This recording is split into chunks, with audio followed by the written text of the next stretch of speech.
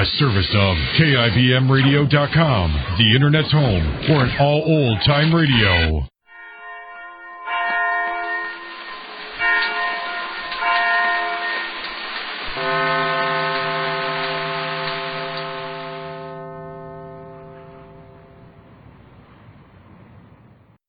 Kroger Tender Ray Beef, no other beef so fresh can be so tender, presents Hearts in Harmony, transcribed. Kroger Tender Ray Beef. It's delicious. Ladies, when you cut into that tender, rich red meat, taste its wonderful freshness. Then you'll say, too, the word for Kroger Tender Ray Beef is delicious. You see, friends, Kroger Tender Ray is the one beef that's always fresh, always tender. Now, you know it's tender because by the Kroger Tender Ray method, the top U.S. government grades of beef are made naturally tender without aging. You know it's always fresh because by the Kroger Tender Ray method, there's no need for wasteful aging, no time for loss of savory juice. It's luscious red, rich in savory juices, and marbled with just the right amount of flavory fat. Yes, no other beef so fresh can be so tender, yet it costs no more than ordinary beef. What's more, Kroger guarantees it's the best eating beef you've ever served or your money back. So visit your neighborhood Kroger store for the finest beef value in town. Get the one beef that's always fresh, always tender. Get Kroger Tender Ray Beef. It's delicious. And now, Hearts in Harmony. When Nurse Angela Brill left Heatherton Hospital and moved to Rossville to help Penny at the community center, the move was partially to make up for something she'd lost. As Angela said to Penny, I haven't any family, not even any distant relatives that I know of. And I have no prospect of... Well, he went off to war and didn't come back. So it's going to be fun being a sort of, well, a mother to 100 youngsters. But Angela found more to occupy her mind and fill her heart in Rossville. She found Penny's brother, Pat. Or maybe he found her. As he told Penny after he'd first seen Angela, Penny, you say if I'm restless and don't know why, I need a psychiatrist. Well, sis, I don't need a doctor now. I found a nurse.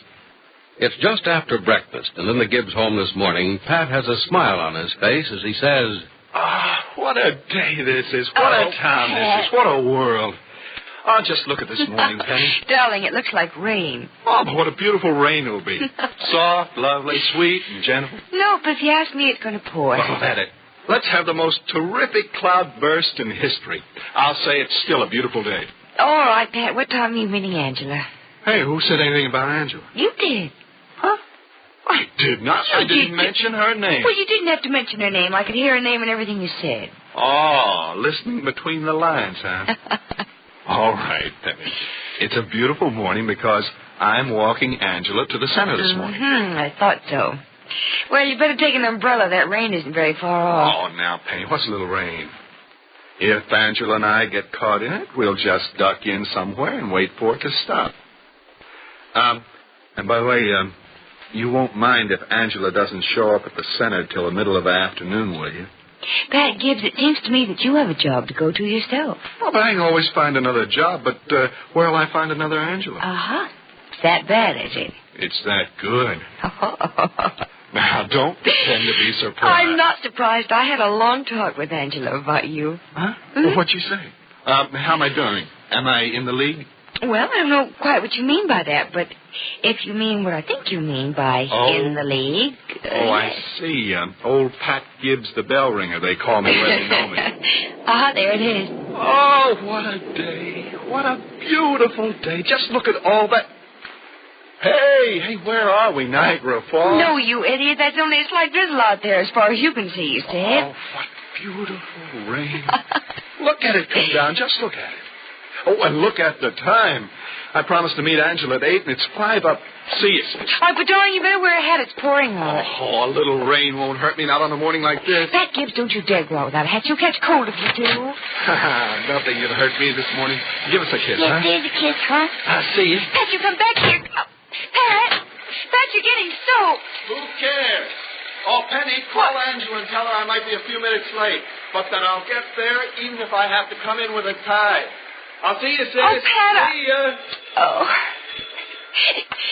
Telephone now. Everything happens. I'll get it. Hello. Penny? Yeah. Penny, this is Angela. Is Pat there? Oh, no, Angela. He just this minute left. Oh, I was afraid of that. I wish you called a minute sooner. Now, instead of having him walk you to the center, you'll have to take him into the laundry over there and hang him up to dry, I'm afraid. I'll do better than that. I'll give him some hard-boiled nurse's treatment. Good for you.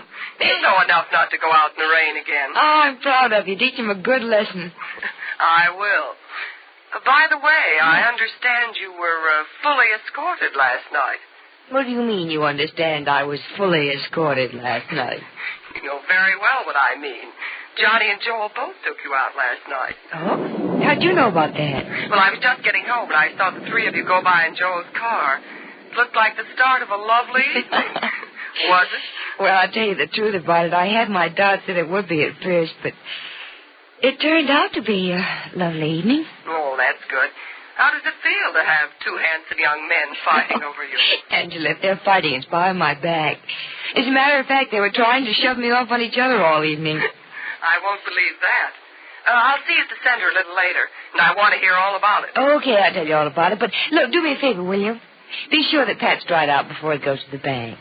Yes, I will. Bye. Bye, Angela. Oh, and if you can, give Pat a good talking to for being so foolish. I think it'll have an effect, too, because you seem to be a definite influence in his life.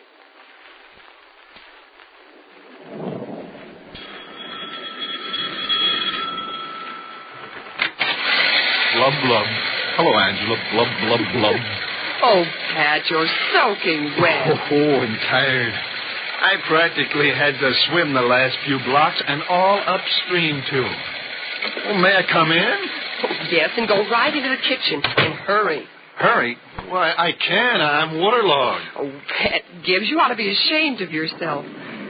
Why in the world did you come over when it was raining so hard? Well, I had a date with you, didn't I? Hey, where's the kitchen? Right through this door. Huh? Oh, yeah. You're going to help me wipe up the tracks you've made through the house, young man. Every one of them. Uh-oh. Old Pat Gibbs sloshed his way right into the doghouse, didn't he? I bet he did. Your sister told me you were out in the rain, so I lit the oven. Come on now. All right. Get near enough to it so it'll bake you out. Oh, now, wait, Angela. Getting put in the doghouse is bad enough, but putting me in the oven is going too far. I ought to be so mad at you. Well, I just can't be. Like me just as much wet as dry. Oh? Uh-huh, that's just what I was waiting for. No. Nice, nasty medicine for that. No, Angela. Not anything but that. The doghouse, the oven, but not... Oh, yes, Pat Gibbs. It's nasty, bitter, gooey, and sour, but it's just what you deserve. And you'll get no strawberry jam afterwards to take away the taste. Nobody's giving me any medicine. It's dangerous to take medicine from people who don't know anything. That's absolutely right. But I'm a nurse, remember? A trained and registered nurse. So open wide, little boy, before you need a doctor and...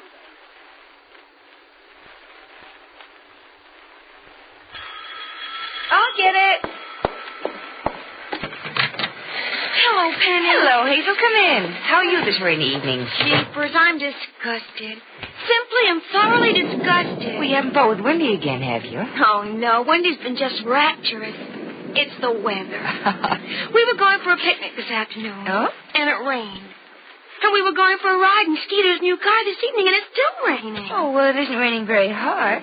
Don't know why you couldn't have gone out in Skeeter's new car. Because it has no top. None of the kids have tops on their cars. It just isn't done. Oh, I see. Well, aside from not being able to go on a picnic this afternoon because it rained, and not being able to take a ride in Skeeter's car this evening because it rained, how have you been otherwise? Oh, just super, Penny. The community center's so much fun, and all the gang just adore Angela. She doesn't act like an old nurse at all. Well, you better tell her that sometime. Look, it's silly standing out here. Come on, take your coat off. That's it. It's all wet anyway. Okay. And I'll put it over here and you go in the living room. Okay. Visit for a while. I'd like some company tonight. Oh, you're alone. Gosh, I didn't think you'd be alone 1 minute since Johnny Keith got back to town. Well, I'm quite alone this evening. Joel's been called out in the case, and Johnny hasn't phoned all day. We need an evening to ourselves every now and then, don't we? I do. But when's the last time that you had a little time to yourself? Oh, just last Friday. Oh? I simply refuse to see anyone at least twice a week. Mm-hmm. A woman just has to have some time to herself, I think. It keeps our men guessing. Don't you agree? Besides, I have to do my homework once in a while. Yes, it's necessary, isn't it? Over the last few years, I haven't had to bother with homework. Oh, golly. I sure wish I had some tonight, though. I think I'd enjoy it. Jeepers, Penny. You're lonesome this evening, aren't you? No, Hazel, I'm not really lonesome. I'm just kind of let down after the excitement of the last few weeks. Oh, it's just super exciting about Johnny Keith, I think. That's really why I came over. You mean you came over to see Johnny? Well, if I could. But asking you is almost as good. The gang was wondering if he'd come to the community center the next lecture night and tell us all about that wonderfully romantic airplane accident he was in. Oh, Hazel, I don't think Johnny would describe it as a wonderful and romantic accident, but I've talked to him, and I think he'd agree to tell you about it. Jeepers! Would he really? I think so. And could we all meet him? Yes, I'm sure you could all meet him. Tell you what I'll do. I'll speak to him about it if he calls tonight, and if he doesn't, well, then, the first time I see him, I'll ask him. Anyway, I can just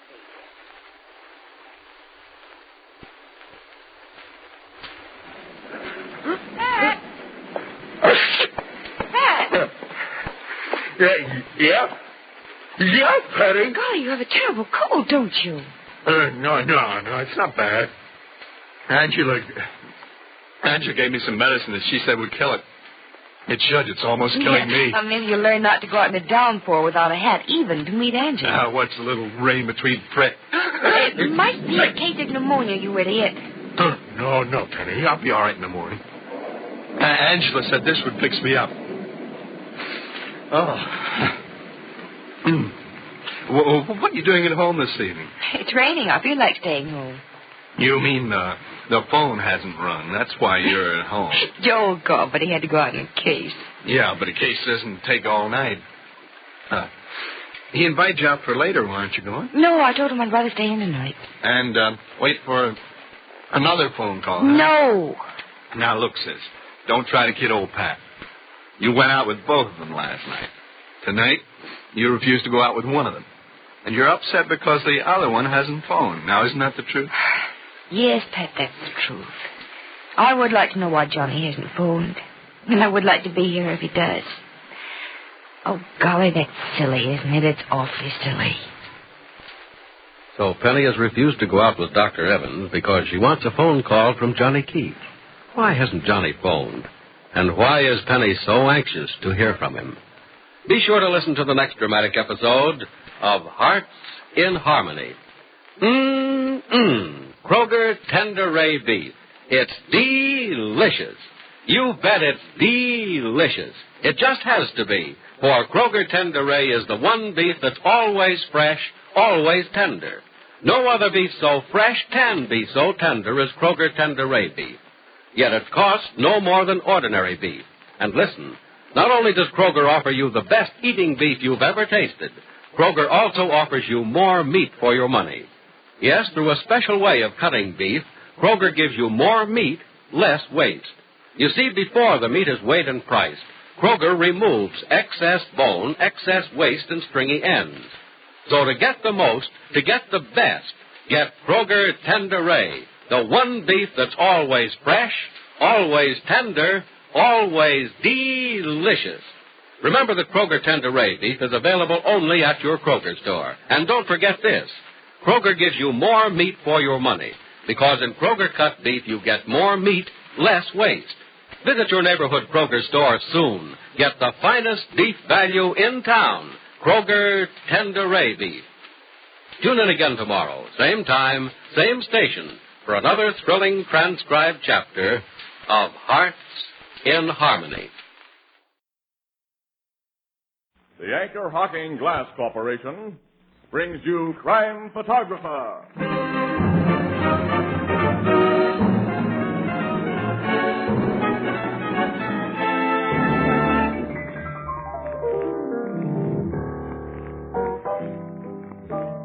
Peter Piper pecked a pick.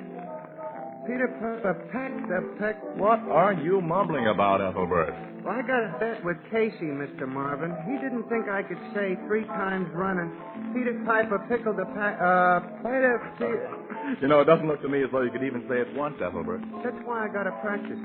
Peter Piper. Now, look, why not try an easier sentence, Ethelbert? You know, more useful, too.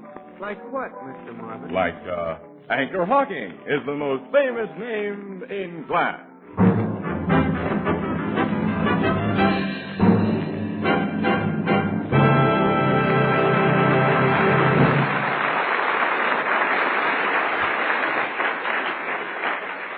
Good evening, ladies and gentlemen. This is Tony Marvin. Every week at this time, the Anchor Hocking Glass Corporation of Lancaster, Ohio, and its more than 10,000 employees bring you another adventure of Casey, crime photographer, ace cameraman who covers the crime news of a great city. Written by Alonzo Dean Cole, our adventure for tonight, Miscarriage of Justice.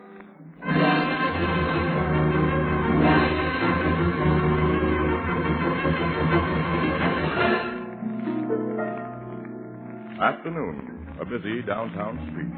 A darkly handsome, flashily dressed woman alights from a taxi cab. Mercedes. Huh? Mercedes. What's the idea of grabbing my arm? I don't know you. You know me very well. I never saw you before in my life. You say that to me? Your husband's father? If you don't let me go, I'll call a cop. No. I call for cops. Police! Police! Stop that. Let's go someplace and talk. No, you bad woman. Every day I pray. I've seen you sometimes, and now my prayers is answered. Let me go. Hey, what's going on here? This crazy old man, officer. Arrest him. Take her to jail, Mr. Policeman. Look, I'll tell you the truth. She's Mercedes Domingo. I'm not. It's a lie. Now, hold it, both of you. Just who is Mercedes Domingo and why? 10 years ago, Mr. Policeman, my son Carlos was sent to prison for the murder of his wife. Only he and I know he's not guilty. Now the world will know. Because this woman is the wife he did not kill.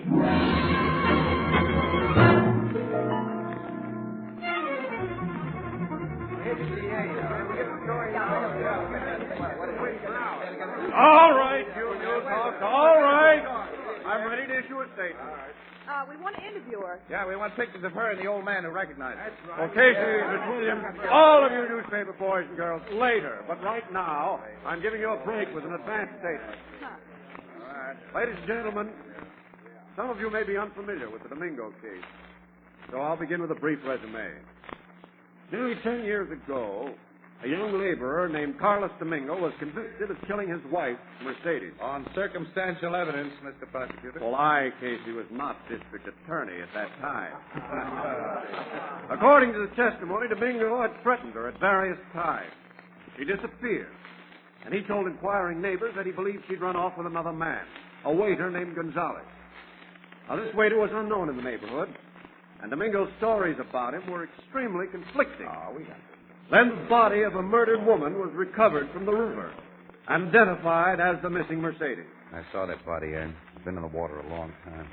Carlos Domingo was brought to trial, convicted, and sentenced to death. Fortunately, his sentence was later commuted to life imprisonment. Yeah, after he'd spent nearly a year in the death house. Well, now this man's wife has reappeared alive. She's been positively identified as Mercedes Domingo. Well, what did she say about letting her husband be sent up for her murder? Well, she claims she didn't know anything about it, Miss Williams. She denies knowing any waiter named Gonzalez, who says she was working in a small town in Texas at the time Domingo was arrested and brought to trial. She says the papers down there didn't carry the story, and she may be telling the truth. She's in the chips now. What's she been doing for herself while hubby's been sweating it out in the big house? She's done very well, Casey. Several years ago, she acquired a piece of land in Texas that later proved to have oil underneath. Oil? She's now worth a couple of million.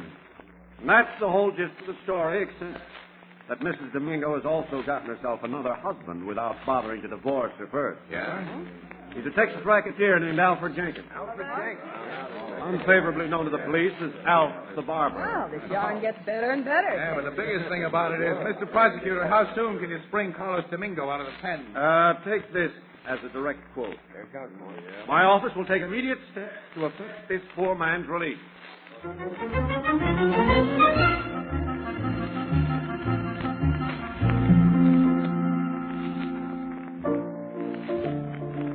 Good night, Mrs. Wheelbreaker. Here's your beer, Casey. Thanks, I suppose you and Casey are going up to Wallstock Prison tomorrow morning to see Carlos Domingo be let out, Miss Williams. Mm-hmm. We are, Ethelbert. Yep, every paper in town's going to give it front-page coverage. Poor guy. 10 years in stir for a wife murder that didn't happen. And our impression of Mercedes Domingo is that murder couldn't have happened to a more deserving gal. I guess she ain't much good. Well, all the DA really has on her is a bigamy charge, and that may not stand up. Why not? She married this Alf the Barber guy while she had another husband. Well, here's the gimmick as I get it. According to a statute of limitations, if you don't hear from a wife or husband for so many years, he or she can be legally presumed dead, you see. Which means you're free to marry again. He says her lawyer told her that. Mrs. Domingo's second husband is sticking by her in all this, I read. Well, why shouldn't he? He married a couple of $1 million bucks, and he hopes to hang on to it. Mr. Jenkins is another sweet-scented character. How did he get his nickname of Alf the Barber? There's a very complicated reason behind that, Ethelbert. Yeah? His first name is Alfred, and he used to be a barber. I see. Oh. Yeah. Did he know she was married? She probably never told him what she'd done to her other husband, so all this has been quite a shock to the mug. Oh, Annie, it's getting late. I've got to make an early start for that prison in the morning. Mm-hmm. Quite a drive to Wallstock. Let's go home and get some sleep. Who's going to pay that poor guy for all he's been through? Well, the state will end up by giving him a few $1,000, I guess. But even at that, he's been a fall guy for nothing. Guess he's thinking plenty about that and is pretty sure. I'd be. Well, in prison, guys learn to keep their thoughts and their feelings to themselves. Yeah. Well, let's go, Annie.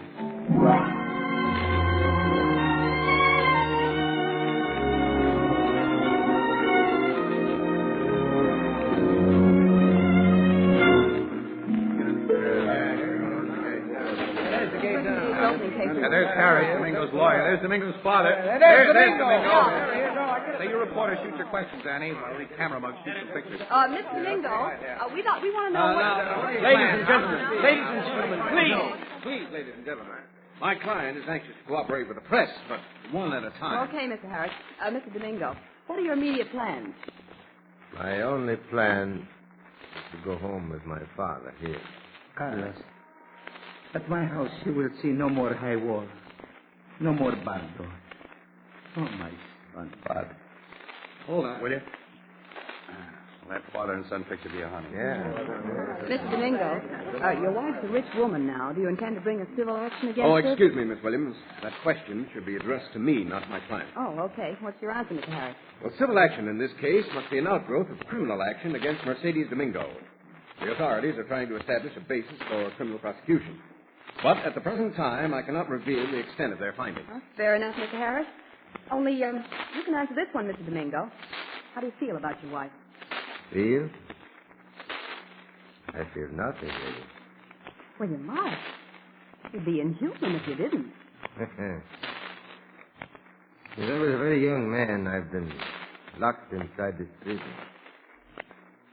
Once they came and shaved my leg and head to make me ready for the electric chair.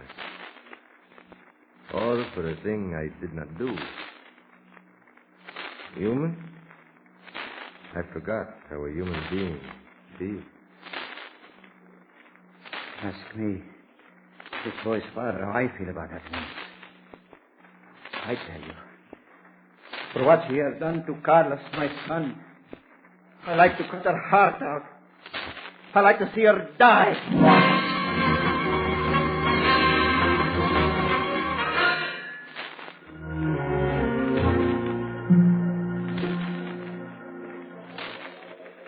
Finish that up, Annie, will you, so we can get out of this lousy studio. I've got only a few more paragraphs to type, Casey.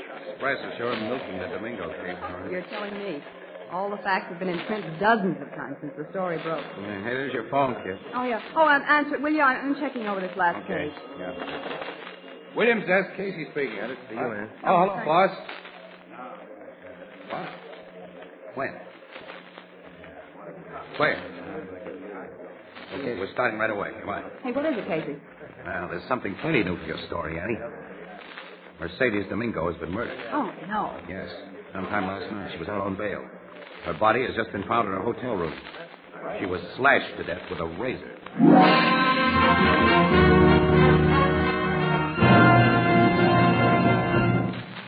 Our story will continue in just a moment.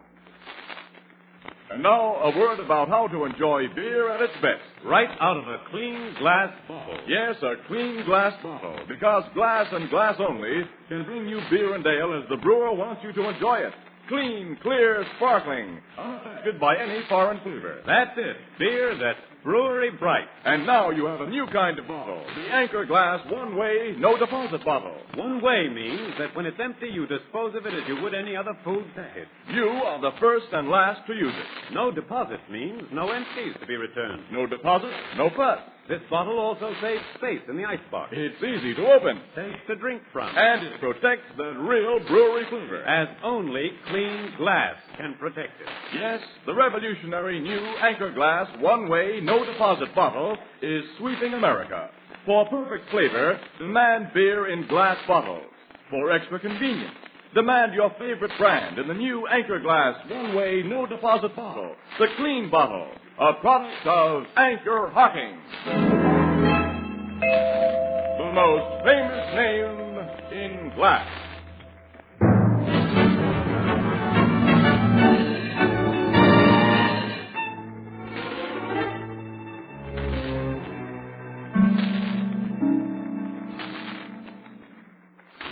Whoever carved up Mercedes Domingo did a very thorough job, look.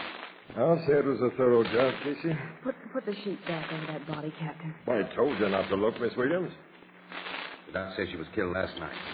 Yeah, about 11 o'clock. What have you found out? No, not much so far. Floor clerk on duty can't remember anybody visiting the Domingo woman last night. She was known here as Mrs. Jenkins. Did you find the murder weapon? No, we didn't find it, but Doc says only a straight razor could inflict such wounds. A barber's razor? Yeah. But we did find $10,000 in cash lying on this table where the killer couldn't have failed to see it. $10,000. Anything else? Yeah, and they tore up a good-sized piece of blood-stained cardboard and burned it in that fireplace last night. What kind of cardboard? Oh, heavy, good-quality stuff with a linen-like finish. Like they used to make paper collars out of. Paper collars? Yeah, my old man wore them when I was a kid. You probably never saw one, Miss Williams. Uh-uh. I sent the pieces down to the headquarters lab, and that's all I've got, Casey. Outside of a perfect suspect. Yeah. It sure looks like a revenge killing. That adds up to Carlos Domingo. Or Carlos' father. Hmm. You know what he said at the prison, Casey? That he'd like to cut this woman's heart out? Yeah. I'm having both father and son picked up and brought down to headquarters. Logan, you know, this adds up so easy, I distrust the total. Yeah, frankly, Casey, I'm a little afraid of it. I'm having Jenkins, Alf the barber, picked up, too. You mean because the barber's razor was used? No, Miss Williams, because with this woman dead, Jenkins has a swell chance of inheriting all her dough. And it's that darn razor that makes him an unlikely suspect. Yeah, that fogs the picture. Well, I don't see why. He used to be a barber. Look, Annie, it isn't probable he'd use a murder weapon that ties up with his nickname and his former trade. He figured the cops would get ideas from that. That's 100% correct, Miss Williams. But, Captain, use of that razor has given you and Casey the idea that Jenkins is an unlikely suspect. Yeah, but... Huh? Clever, these women, love. Yeah. I'm starting for headquarters. Carlos, his old man, and Elf Jenkins had better have perfect alibis or else. Yeah, well, I don't think that or else can apply to Carlos so far. He's already served time for the murder of his wife and been unconditionally pardoned. And a man can't be tried twice for the same crime, can he? That's for the lawyers to argue out. I'm just a cop with a murder to solve. Let's go.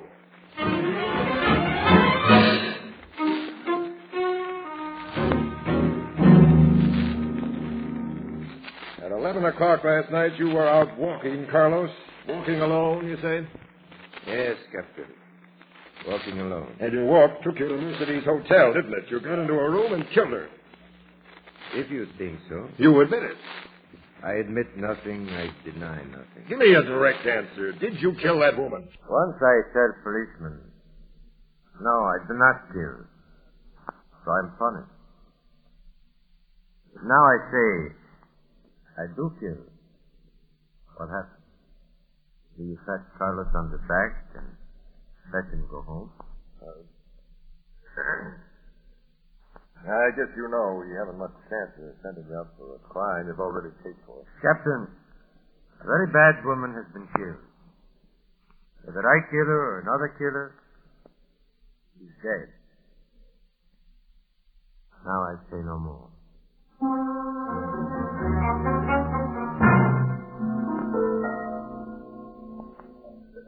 Domingo, your son says he was out between 10 o'clock and midnight. You can't prove you didn't leave the house, go to that hotel, and kill Mercedes. No. That I cannot prove. You did prove her. You did kill her. That can you prove? It was either you or your son. You think so, eh? All right, I let you think. My son you cannot make pay again for something you have paid for before. And I pay too when you people of the law took my only son away. Me, you cannot make pay again. For I am old and have little time to live. I laugh at you, Captain. I laugh and say no more.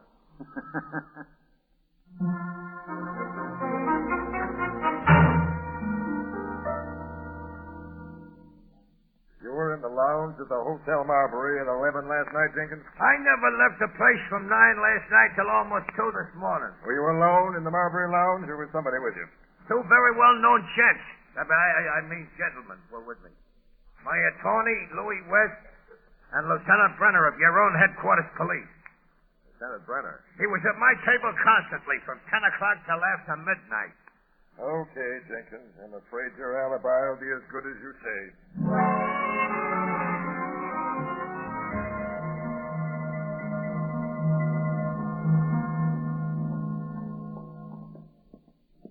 Here's our car, Annie. Come on, get in. Yeah, okay. Casey. Huh? Do you think Carlos or his father did the killing? No. They're simply 100% behind anybody who did. And Jenkins had a perfect alibi. Yeah. Say, Annie, wait. Hmm? The floor clerk at that hotel didn't remember seeing anybody visit Mercedes' room. Of course he wouldn't. Why not? Those scraps of burned cardboard Logan found, they reminded Logan of the material used for paper collars, huh? So what? Well, something else is made of the same material. Paper dickies, Annie. Dickies? Yeah, those false shirt fronts, the starch kind. When it gets dirty, you throw it away and stick a fresh one under the collar button. Waiters wear them, Annie. Well, I don't see what Waiters that... wear them, Annie. And who'd notice a waiter in the halls of a big hotel? But Logan said none of the employees seemed possible suspects. Well, this waiter didn't have to work in a hotel. Oh, then any man could have put on a tuxedo? No, not any man. He had to actually be a waiter to get by the way he did, or to kill the way he did. He had to be... Annie. What? That Gonzalez. Gonzalez. The waiter Mercedes left Carlos for 10 years ago. She walked out on Gonzalez and double-crossed him as she's double-crossed every other guy she's known. Yeah. We're going to try to find Gonzalez. Well, how can we? Carlos' chief defense lawyer, Harris, he's got a picture of Gonzalez. He has? Yeah. Harris let me make a copy of it a few days ago. I thought City Desk might want to run it. Annie, we get that picture, and then we go to work.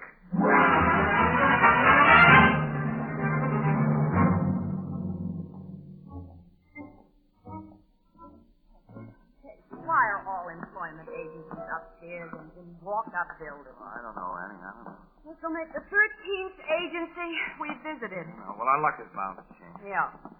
Get worse. Here's the joint. You two waitress in the chef? No. No. Well, in that case, nothing for you today. Only thing open for a married couple is a waitress and a chef. What are you, cashier and counterman? Neither, pal. Well, you don't look like dishwashers. Well, thanks. I guess you must be a bartender, pal. I can tell you're not a waiter. You ain't got the manner. And here are registry cards to fill out and give me 50 cents. Mister, let me say something. Go ahead. Who's stopping you? Well, we're not looking for jobs. Oh, you want to hire people? Well, step into my office. Sit down. Make yourself at home. What do you want? To help a restaurant, a hotel, lunchroom? Look, we're looking for a waiter. I've got thousands of them. But we only want one. A special one. Here's his picture, look. You don't want this waiter? You know him? Of course I do. His name's Frank Gomez. Frank Gomez. Yes, used to be a fine waiter. He's undependable now. I lost 2 jobs I got him. You don't want him. He's just the guy we do want, mister. Okay, I've warned you. Give me your address and I'll send him to you. No. Give us his address. I don't do business that way. No? Yes. What's that $20 bill for? Gomez's address. Well, I like to do business. Where'd I find his card? Say, that other fella must have been looking for Gomez. Huh? Other fella? Yeah, he was in here half an hour ago. What did the guy look like? A big fella, well dressed. That's all I noticed. Here, here's his address. Thanks, pal. Come on, Well, Annie. thanks for the double supper. Bye. What do you think? Who do you think is looking for Gomez? One of Logan's cops, Annie. That lug has figured those scraps of burned cardboard just the way I did. He's put his guys out to find Gonzalez. If we want an exclusive story, Annie, we've got to get to this address before Logan beats us to it.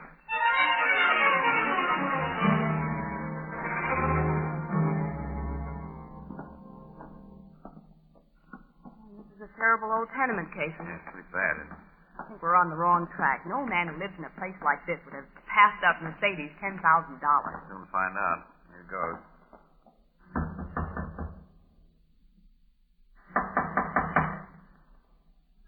Guess he isn't in. Let's try the door. It's unlocked. Hey, a man asleep on that cot. Yeah. He's the guy of the picture, Annie. He's the wreck of that guy. Let me close the door. Wake up, Gonzalez. Wake up, Gonzalez. That used to be your name, didn't it, Gomez?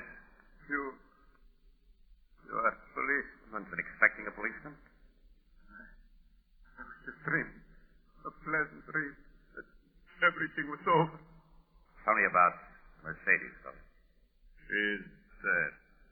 You killed her? Yes, at last. Why? Because I was once a man, and she made me a dog. We took her away from Carlos Domingo. Yes. I'm crazy mad for her, and I'm fool. She made me hate her husband because she say he bad to her. So when we read in paper that Carlos is arrested for her murder, we think it's fine joke on him. We say let him go to prison or die, then we will marry. You and Mercedes were in this city? Yes. I give her all my money and send her away. I stay here but change my name and go no more where people know me. She write me letters for a while. Then her letters stop. Go on. I go to town where she was, but she's gone. I know what she is then. And I know myself. Yeah, nice guy, weren't you? You didn't say a few words that would have gotten Carlos out of prison. I was afraid of police. Afraid and full of hate for the woman who had made me a coward and a fool. Then at last, I read in the paper of how Mercedes is found. I come back. I found out where she lived. Yesterday, I called her on the telephone. But you phoned her? I tell her I've kept her letters that would send her to prison. She beg I let her buy the letters, and I play with her like the cat with the mouse. I say get $10,000. I will come for it tomorrow, but I go to her last night. It's in your waiter uniform with a razor in your pocket. Yes, I tell her who I am. She's afraid. She quick offer me the money, then her bad life is ended. My bad life should be ended too. Take me to jail, Mr. Policeman. Let's go, Gonzalez. Stay where you are. What are you doing here, Jenkins? Why that gun? I'm here to protect my interests, Mr. Casey. Seems we were both trying to locate Gonzalez in the same way this afternoon. It wasn't a cop that man told us about, Annie. Who is this man who is pointing a gun at us? Yes, you two should know each other. Gonzalez, meet Mercedes' final boyfriend, Mr. Alf the Barber Jenkins. Oh. Change that boyfriend to husband, wise guy. Make it husband and sole heir. Yes, I'm beginning to get this straight now. Gonzalez, hand over those old letters of Mercedes. The letters? I guess she told you about that phone call from Gonzalez, Alf. Right after she got it. Yes, if Gonzalez talked or showed those letters, you would be out as Mercedes' husband. The court would award Carlos everything she... Yeah. Gonzalez, don't think I hold it against you for bumping off Mercedes. That's okay, fella. But I want them letters. Where are they? Wait, Gonzalez. Don't tell him. Even if he gets those letters, he doesn't dare let you live or Miss Williams and me. We've heard your story. He's come here prepared for a killing. I see. The letters are not here, Mr. Clark. If you kept your trap shut, Casey, you might have lived a little longer. After this mug sees you get it to the belly, he'll be anxious to talk. And you'll get... No! Keep back the hand! I'll jump for you! Then take it, you chump! Yeah, and you take it, Mr. Jenkins! I got his gun, Annie. Yeah, he shot Gonzalez right through the chest. Beat it for a doctor, quick, in the cop. Yeah, Quick, kid. I'm on my way. Gonzalez, you walked right into that gun of Jenkins when he was going to give me the works. If you hadn't brought his attention away, he would have... I let innocent man go to prison. And do not try to save him. Tonight, El Buen Dios gave me a chance to show it. You understand? Yeah. I understand.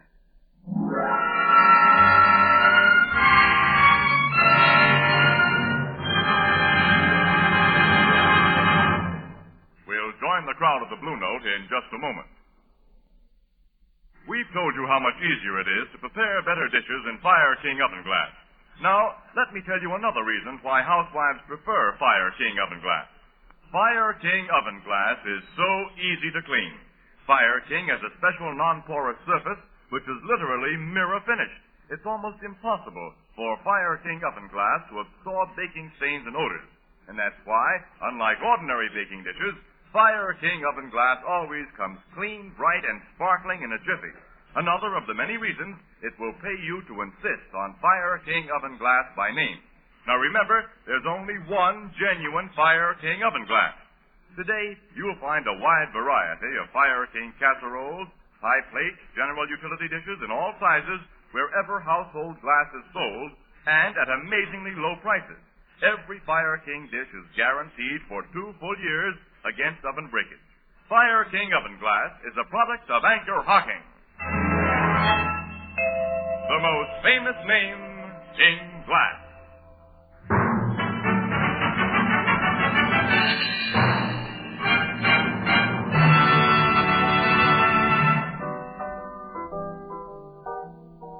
You found them letters after Gonzalez died, huh, Casey? The cops did, Ethelbert. Yeah.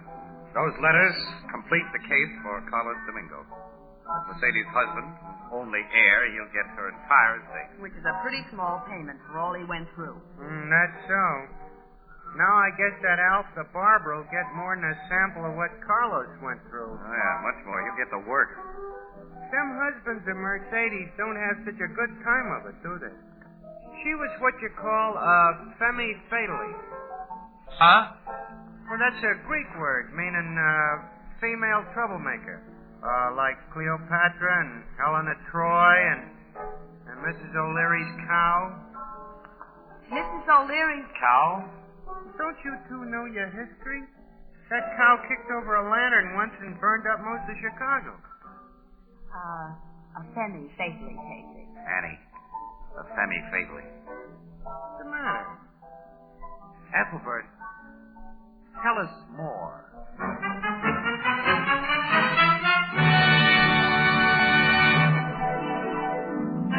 Crime Photographer, starring Stott Cotsworth as Casey, is brought to you each Thursday by the Anchor Hocking Glass Corporation, makers of Fire King oven glass, Anchor glass containers, Anchor caps and closures, all products of Anchor Hocking, the most famous name in glass.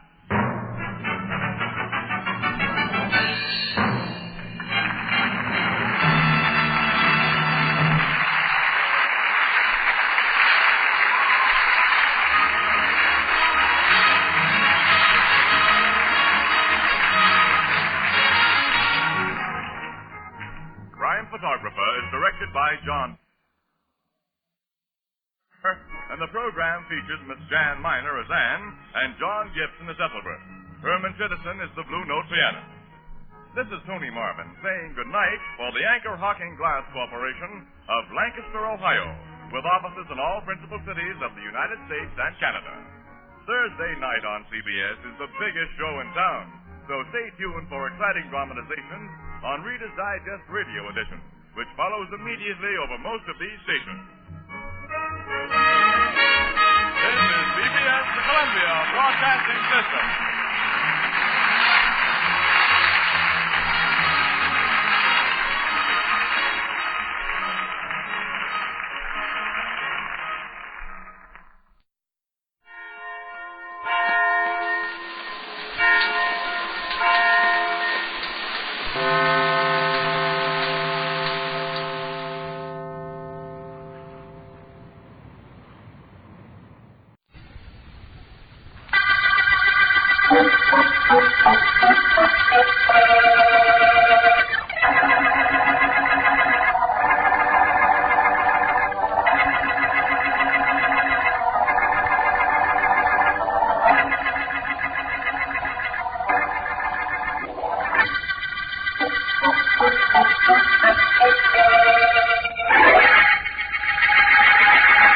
Can't go on.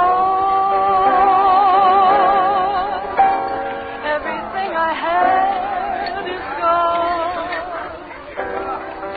Stormy weather since my man and I ain't together. Keeps raining all the time. Keeps raining all the time.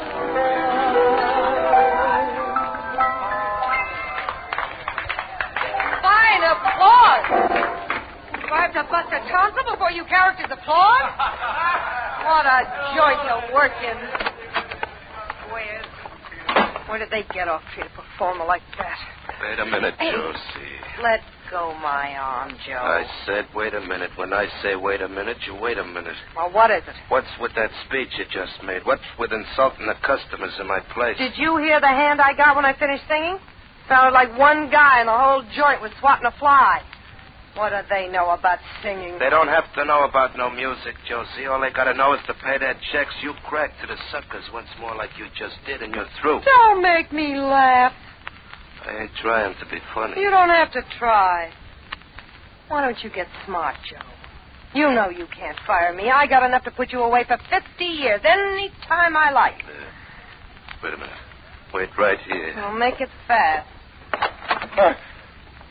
Hello, Mr. Turner, boss. What are you listening at the door for, Angel? Me, boss, listening? Not me. I'm your head waiter. I work. I don't listen. Excuse me, Mr. Turner, boss. Somebody wants... You're having trouble with everybody, ain't you, Joe? I'm not through with you, Josie. You ain't kidding, you ain't. We were just talking about that before you spotted Angel snooping. You were going to fire me, remember? Oh, I didn't say that. What I said was that if you cracked to the suckers once more, you'd be through. That don't mean fired, Josie. That means through. For good.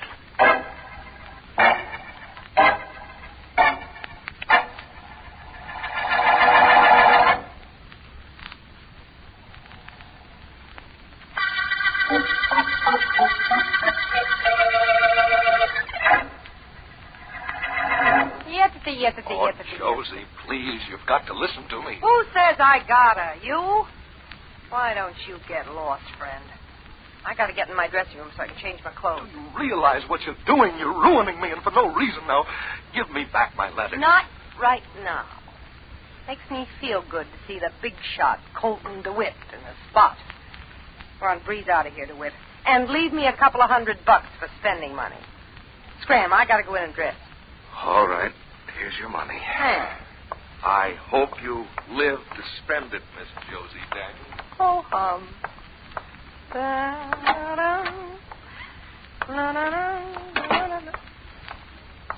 Hey, what are you doing in my dressing room?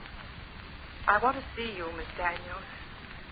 The gentleman you just left outside was my husband. Well, that's your problem, my friend. It's got nothing to do with me.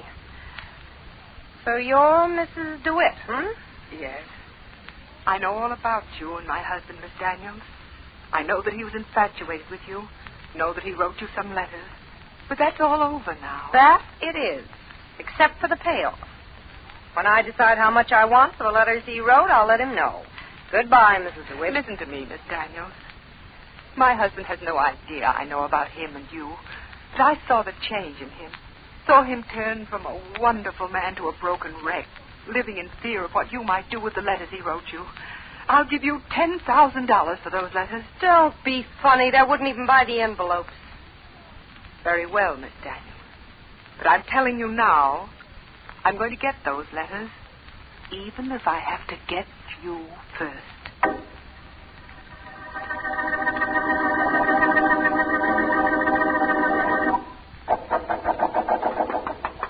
Come in. I'm looking for Philo Vance. I'm Vance. Please come in. I was just about to lock up. The office is closed for the day, Mrs. I'm Mrs. Colton DeWitt. Mr. Vance, please listen to me. It's terribly important. By all means. What is it, Mrs. DeWitt? You've heard of my husband. I know his position in the business world. Sit down, won't you? Thank you. Mr. Vance, I've come to see you on a very delicate matter. As a private investigator, that is by no means a novelty to me. I didn't imagine it was, but it is new to me, Mr. Vance. Telling a relative stranger something that is so personal. It's my husband, Mr. Vance. He's in trouble. Oh? Financial or female? What do you mean? It couldn't be anything else, could it, Mrs. DeWitt? No. And it isn't anything else. It's a woman, Mr. Vance. A singer. Her name is Josie Daniels. She's known as the Broadway Butterfly, and she works at the Cat's Paw Club. What about her? She's blackmailing my husband, Mr. Vance, bleeding him. And he's paying her because she threatens to show me some letters he's written. But you know all about it. Yes, but I can't let my husband know that I know about it. His pride would be gone. Things would never be the same between us if he thought I knew. I want you to buy back those letters, or get them any way you like. But I want them. Mr. Vance, here's my bank book. You'll see that I have a little over $10,000 deposited. It's my money, all the money I have in the world. Here's a blank signed check. Use what you have to get those letters. All right, Mrs. DeWitt. I'll do it. Thank you very much, Mr. Vance. When will I hear from you? I don't know. I'll go down to the Cat's Paw nightclub this evening to see Miss Josie Daniels. Where will you be later? I'll be available, Mr. Vance. I'll be close by. Very close by.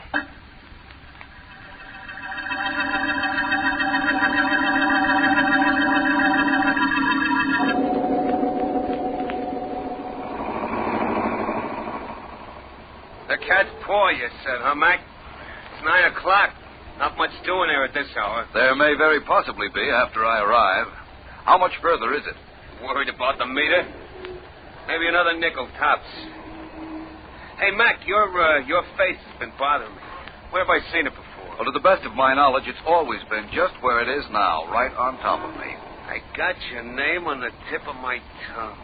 I know that face. I've seen it in the Hey! You're that famous private detective, Philo Vance. I'm a private investigator, but the rest of the identification is correct. Oh, so you're the guy, eh? Yes, I'm the guy. Well, what do you know? Never can tell who you ride when you're pushing a hack. Know who I ride the other night? I'm not that good a private investigator. Who was it? I got the name on the tip of my tongue. Well, this is it, Mr. Vance. The Cat's Paw Club. Only it's a little early, like I told you. I don't think the joint is even open yet. I'll find out in a moment. Well, there seems to be somebody else trying to get in and somebody trying to stop him. Here's your money, driver. Keep the change. Thanks, Mr. Vance. I sure wish I could think who it was I drove the other night. I got the name on the tip of my tongue, too. Seems to be a little crowded there. Good night. Good night. Hey, those two guys over the door seem to be battling. Want me to hang around just in case? No, thank you. Good night. Come in. Joint ain't open. I've got to get in. I must see Miss Daniels. Now, look, Mr. DeWitt, chances are Josie ain't in there either, and the club ain't open yet. Nobody comes in until after I open up. Now, but what do you want? I beg your pardon. My name is Philo Vance. What about it? What do you want? Same as this gentleman, apparently. I want to see Miss Daniels. Now, look, both of you, I just got here myself to open up this joint. Chances are Josie ain't in yet. Wait a minute. That's her. That's Josie singing. I recognize her voice, and I'm getting in to see Josie now, and nothing's going to stop me. So get out of my way. Get out. Don't get out of my way, I said, and stay out. I'm going inside, I said. And I said you weren't. Now, don't get out of my way, I said. Get away. Okay, Get away. that's the way you want it. No. Well, he begged for that sock, Vance. You seen him try to force his way into my club? I'm more interested in his condition at the moment. You seem to have knocked him out. We'd better get him inside. Now, we'd better get him to a hospital. My car's right here, Vance. I'll go with you. Very well. I'll take his head. You said this was your club. That means you own it? Yeah. Her name's Turner, Joe Turner. Yeah. Think this guy's okay, Vance? Oh, I think he will be. I hope so. know something, if this happened inside my club, if I socked him inside the joint, they could take away my license. Mr. Turner, if Mr. DeWitt were inside your club, there'd have been no reason for him to provoke a fight with you. Remember?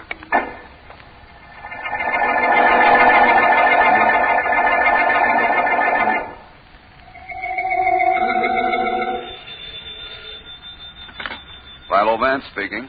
This is Markham Vance. Where have you been? I've been calling you home for an hour. You sound like you're after me for a murder, Markham. Sorry, Vance. I didn't mean to give you that district attorney treatment, but I did want to talk to you. About what? There has been a murder, Vance. A nightclub singer named Josie Daniels, known as the Broadway Butterfly. She was strangled sometime between 8 and 10 this evening. We're not exactly sure of the time. I'm reasonably sure of it. I'd say it was between 9 and 10. What? Sorry, Markham, I didn't mean to appear like a genius, but it so happens I was down to see Miss Daniels at 9 o'clock tonight and heard her singing. Oh, I see. Well, Vance, I know you like to get on a murder case as soon as it happens, so I've been trying to contact you. And incidentally, we have a suspect, Joe Turner, the club owner. Really? I met the gentleman tonight, Markham. In fact, I spent about an hour and a half with him. The hour and a half between 9 and 10:30. 9 and 10:30. And you heard Miss Daniels sing when you were down at the club at 9? Yes. Then I was wrong. We don't have a suspect. No, unless Mr. Turner's a very clever man. How do we find that out? I'm not sure. I've got to pay a visit to a music shop to know whether I know what I'm talking about or not.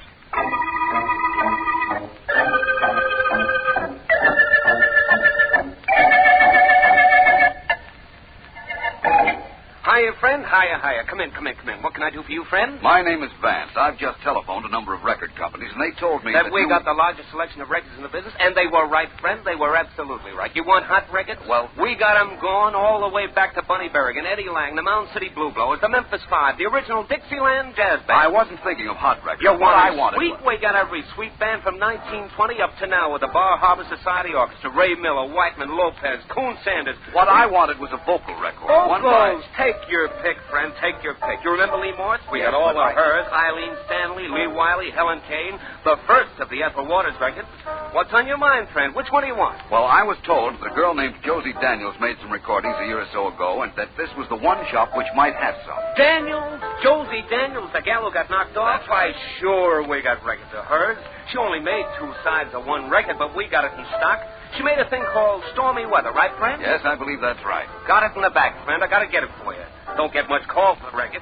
Now, look, if you want jazz, we got Artie Shaw, Mr. B.G., got some original Dorsey Brothers, anything you like. All I want is one record, if you don't mind. Okay, friend, if that's all you want, that's all you get. We don't high-pressure nobody into buying nothing around here. I'll get you the Josie Daniels record, friend. Only I'm telling you, it ain't much good.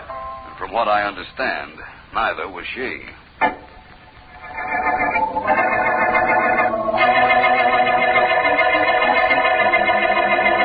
Sit down, Vance. Please sit down and tell me what you found out on the Josie Daniels murder. I found out for one thing, Markham, that it's possible she did die at 8 o'clock and not necessarily after 9, as I said. I don't think I understand. Well, it might have been a phonograph record I heard playing outside the club the night she was murdered. She did make a record of the song I heard sung while I was outside at 9 o'clock. Oh? What that means, of course, is that the club owner, Joe Turner, no longer has an alibi. And for that matter, neither does Mr. Colton DeWitt, whom Turner knocked out in front of the club. Because chances are the girl was already dead when the fight took place. That's right. Uh-huh. And you know, Markham, I have... Oh, just a minute, please, Vance. District Attorney Markham speaking. Mr. Markham, this is a friend of Philo Vance's. They told me at his office that I could reach him at yours. Is he there? Why, yes, just a minute. For you, Vance, a mysterious female friend of yours. Every female is mysterious, Markham, or so they'd like you to believe. I'll take it. Thanks. Hello. Mr. Vance, this is Mrs. DeWitt. I didn't want to tell the district attorney my name. Can he hear us? I doubt whether he can hear you. Good. Mr. Vance, this is terribly important. Of course, I know the Daniels girl is dead. It's all over the papers. But I want to know whether you got those letters. No, I haven't, as yet. They mustn't turn up now, Mr. Vance. They mustn't. I'll double the figure I told you. I'll pay $20,000 for the letters my husband wrote that woman. Will you, Mrs. DeWitt? I'm sorry you said that.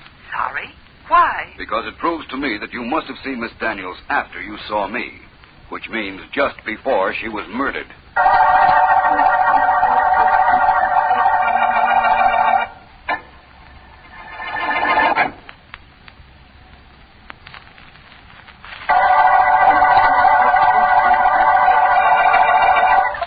This is District Attorney Markham.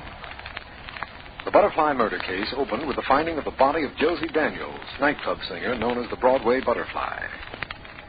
Philo Vance, who is working on the case, has revealed that a Mrs. DeWitt, wife of a man Miss Daniels was blackmailing, had been to see him. And while he was in my office, he had received a phone call from her telling him that she would pay $20,000 for the return of letters her husband had written. It is shortly after the phone call, and Vance is still in my office, but has been silent for several... What are you thinking about, Vance? This case. Yes, so am I. I'm also thinking of that remark you made to Mrs. DeWitt on the telephone. You want to know how I knew she'd seen the murdered girl just before her death? Yes. Well, Markham, it's pretty simple. You see, Mrs. DeWitt came to me and offered me $10,000 to get back some letters her husband had written Josie Daniels. Yes, you told me that. At the time, Mrs. DeWitt showed me her bank book. $10,000 was all the money she had in the world. On the phone just now, she offered me $20,000. Well, she managed to get the extra $10,000 somewhere. No, I hardly think so. I think she got the letters she wanted to pay me to get. She could then offer me $20,000, $30,000, or even $50,000 to get them, knowing they weren't to be gotten. Yeah. Vance, you have no idea how glad I am that you're on our side. What's our next move? The normal thing to do would be for me to see Mrs. DeWitt, don't you think? Yes, but I doubt whether you're going to do it because it is the normal thing. Thank you. You're so right. You see, I know what I want to know about her, but I'm a little vague about her husband. He's the one I want to see, and he's the one I'm going to see.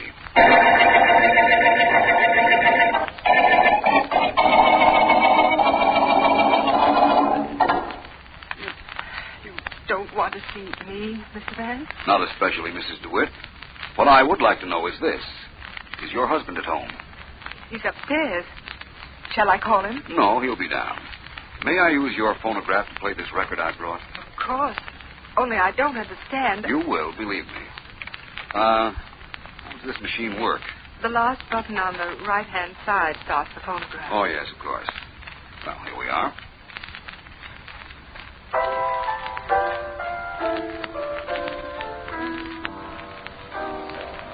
Don't know why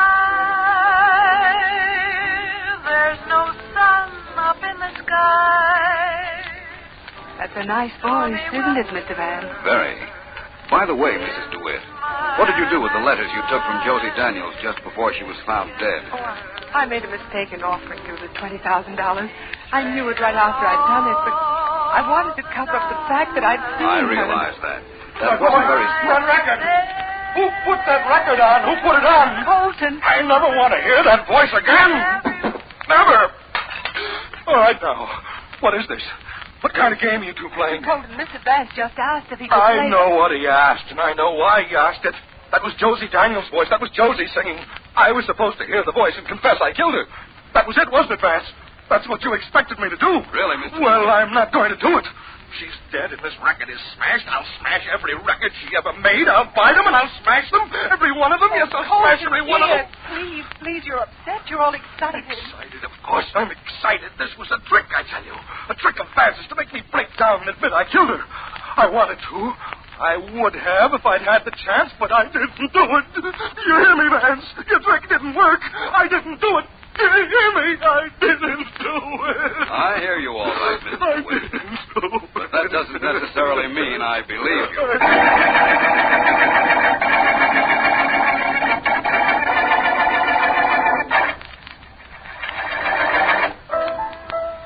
Hiya, friend. Hiya. I remember you.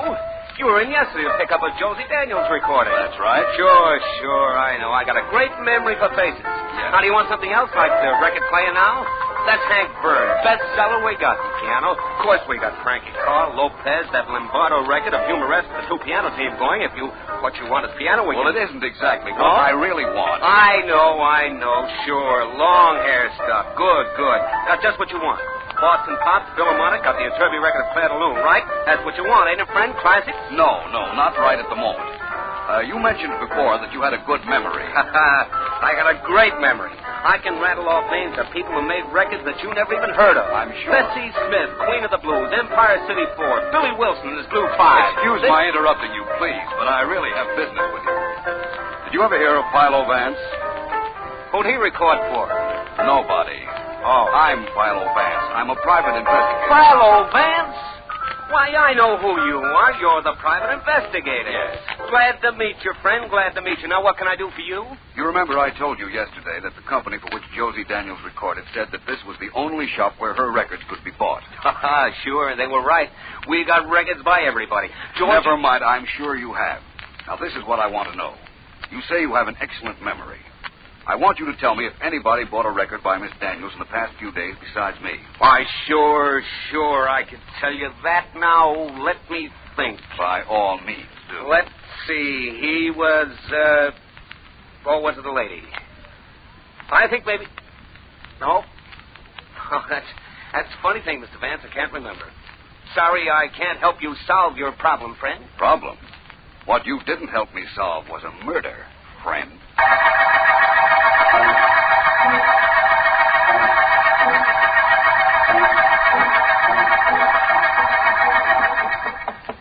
Yeah, who is it? Mr. Turner, boss. It's me. Angel, your head waiter. Could I come in? Come on. What do you want? Mr. Turner, boss, I just came in to tell you I'm leaving. I got another job. No kidding. No kidding, Mr. Turner, boss. I got a good job in another joint. I'm leaving Saturday. What makes you think so? I don't know. God just offered me a job, and I took it, that's all. You're not going anywhere. You're staying right here with me where I can keep an eye on you, Angel. I don't get you, Mr. Turner, boss. No? Well, maybe you'll get this. Don't think I don't know you were around here the night Josie Daniels was killed. Don't think I'm going to let you go somewhere where you can open your yap about what you think you know. Don't think that, Angel. You hear? Yeah, Mr. Turner, boss. I guess I better go now. And where do you think you're going? Out into the club. I got to get things fixed up for the night's business. See that everything's okay as long as I'm going to be here permanent. I'll see you later, Mr. Turner, boss.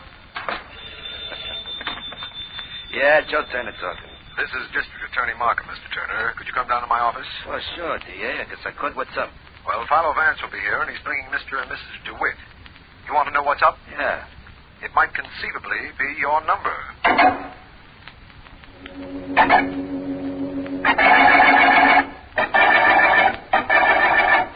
Sit down, Mr. Turner. Sit down. You know Mr. Vance here. Just enough to say goodbye to. What goes on here? What'd you get me down here for, Vance? Mr. Turner, what did Josie Daniels have on you? Have on me? Nothing. She worked for me, that's all. I spoke to your head waiter, a man named Angel, right after I left a record shop this afternoon. He told me you couldn't fire her, that she could have stayed there as long as she liked. Angel told you that? No wonder that punk wanted to quit. Well, Vance, whatever he told you ain't true. My word against his, right? I hardly think so. He'd have no reason to lie. Mr. Turner, when I came along the other night, the night Miss Daniels was killed, you were keeping Mr. DeWitt out of your nightclub. Yeah, sure. Josie was rehearsing and the club wasn't open. Josie wasn't rehearsing. She was dead. Don't give me that. You know she was in there then. You heard her start to sing after a while. I heard a record playing, but more of that later. Markham, please ask Mr. and Mrs. DeWitt to come in here now. Certainly, Vance. Mr. and Mrs. DeWitt, will you come in, please? Yes, of course. Thank you, Markham. Mr. DeWitt, I was just pointing out to Mr. Turner here that the night Josie Daniels was killed, the night I found you trying to get into his nightclub, we didn't hear Miss Daniels singing. Oh, but we did. She was inside the club. That was a phonograph record planted as an alibi. You see, if Miss Daniels were alive then, Turner couldn't have murdered her. Or you either, for that matter. Mr. Vance, there was no record playing when the police broke into the club. I know. Somebody took the record off. And DeWitt and Turner were with me. That leaves only Mrs. DeWitt. No. No, I know nothing about it. One moment, Mrs. DeWitt. Angel. Yes, sir, Mr. Vance? Come in. Yes, sir, Mr. Vance? Angel, you were paid by somebody in this room to put a record on the phonograph in the Cat's Paw nightclub at 9 o'clock the night Josie Daniels was murdered, to later take it off. That's right, Mr. Vance. I want you to point out the person in this room who paid you. The person? Why, sure. That's the person. Yes, Mrs. DeWitt. Markham, you can arrest her husband, Colton DeWitt, for murder.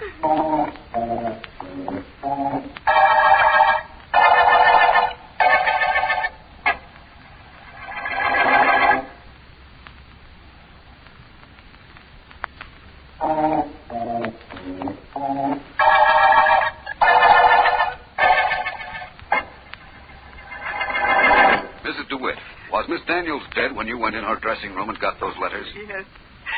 Yes, she was, Mr. Vance. But I had no idea my husband killed her. I couldn't admit I was there. You understand, Vance? Perfectly.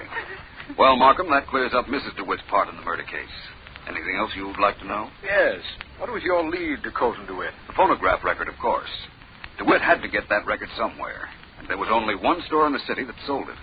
I went there, but the clerk wouldn't describe a man who had purchased a recording by Miss Daniels several days before. Then how did you know it was DeWitt? I knew somebody had to start playing the record inside the club, Markham. Somebody had to start it, and somebody had to take it off the phonograph.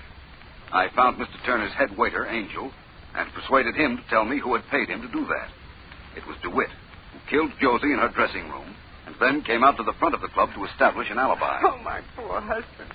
He should have known that Josie Daniels would cause him trouble. Right from the beginning, he should have known it. Perhaps. Only we weren't concerned with the beginning.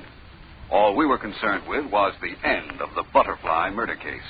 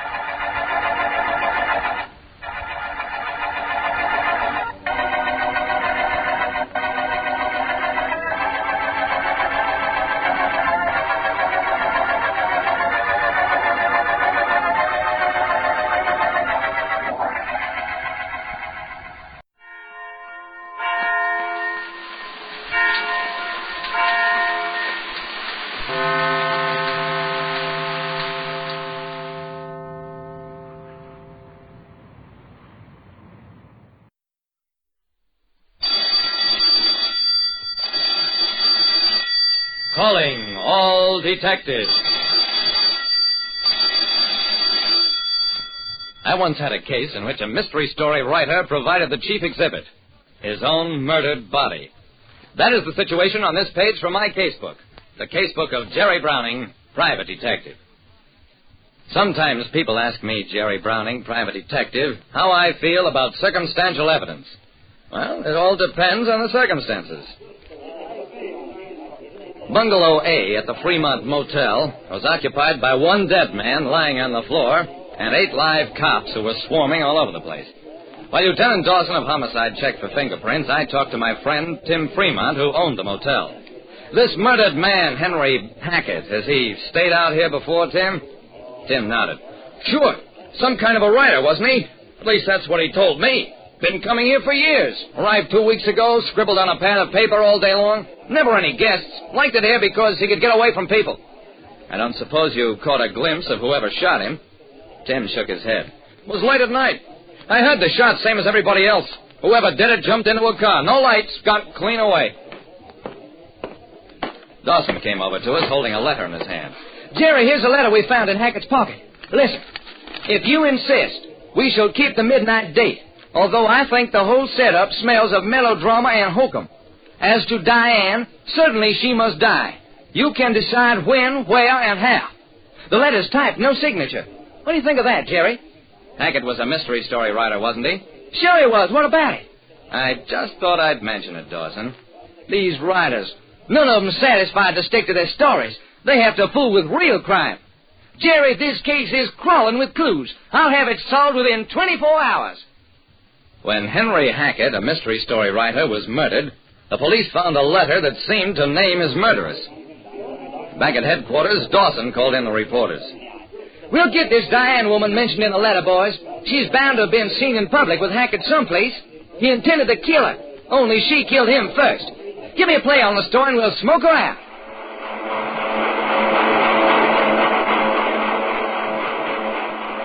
The boys really gave the story a play. They smeared it all over page 1. Late that afternoon... Joe Cooper is my name, Lieutenant. I take care of Mr. Hackett's house while he's away working. Mr. Hackett, he said that if anything ever happened to him, for me to get in touch with his literary agent, a feller by the name of Durham.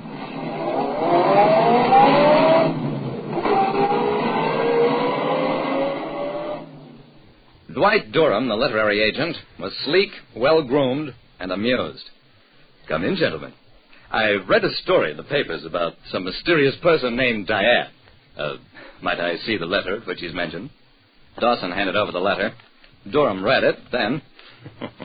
I know this is hardly a time for humor, but, well, there's been a really funny mistake. Durham reached into his desk, took out 2 file folders. I'm afraid that letter's misled you, Lieutenant. Here's the proof in this first folder. It was proof, all right. Galley proof of the first installment of a new Henry Hackett murder mystery serial.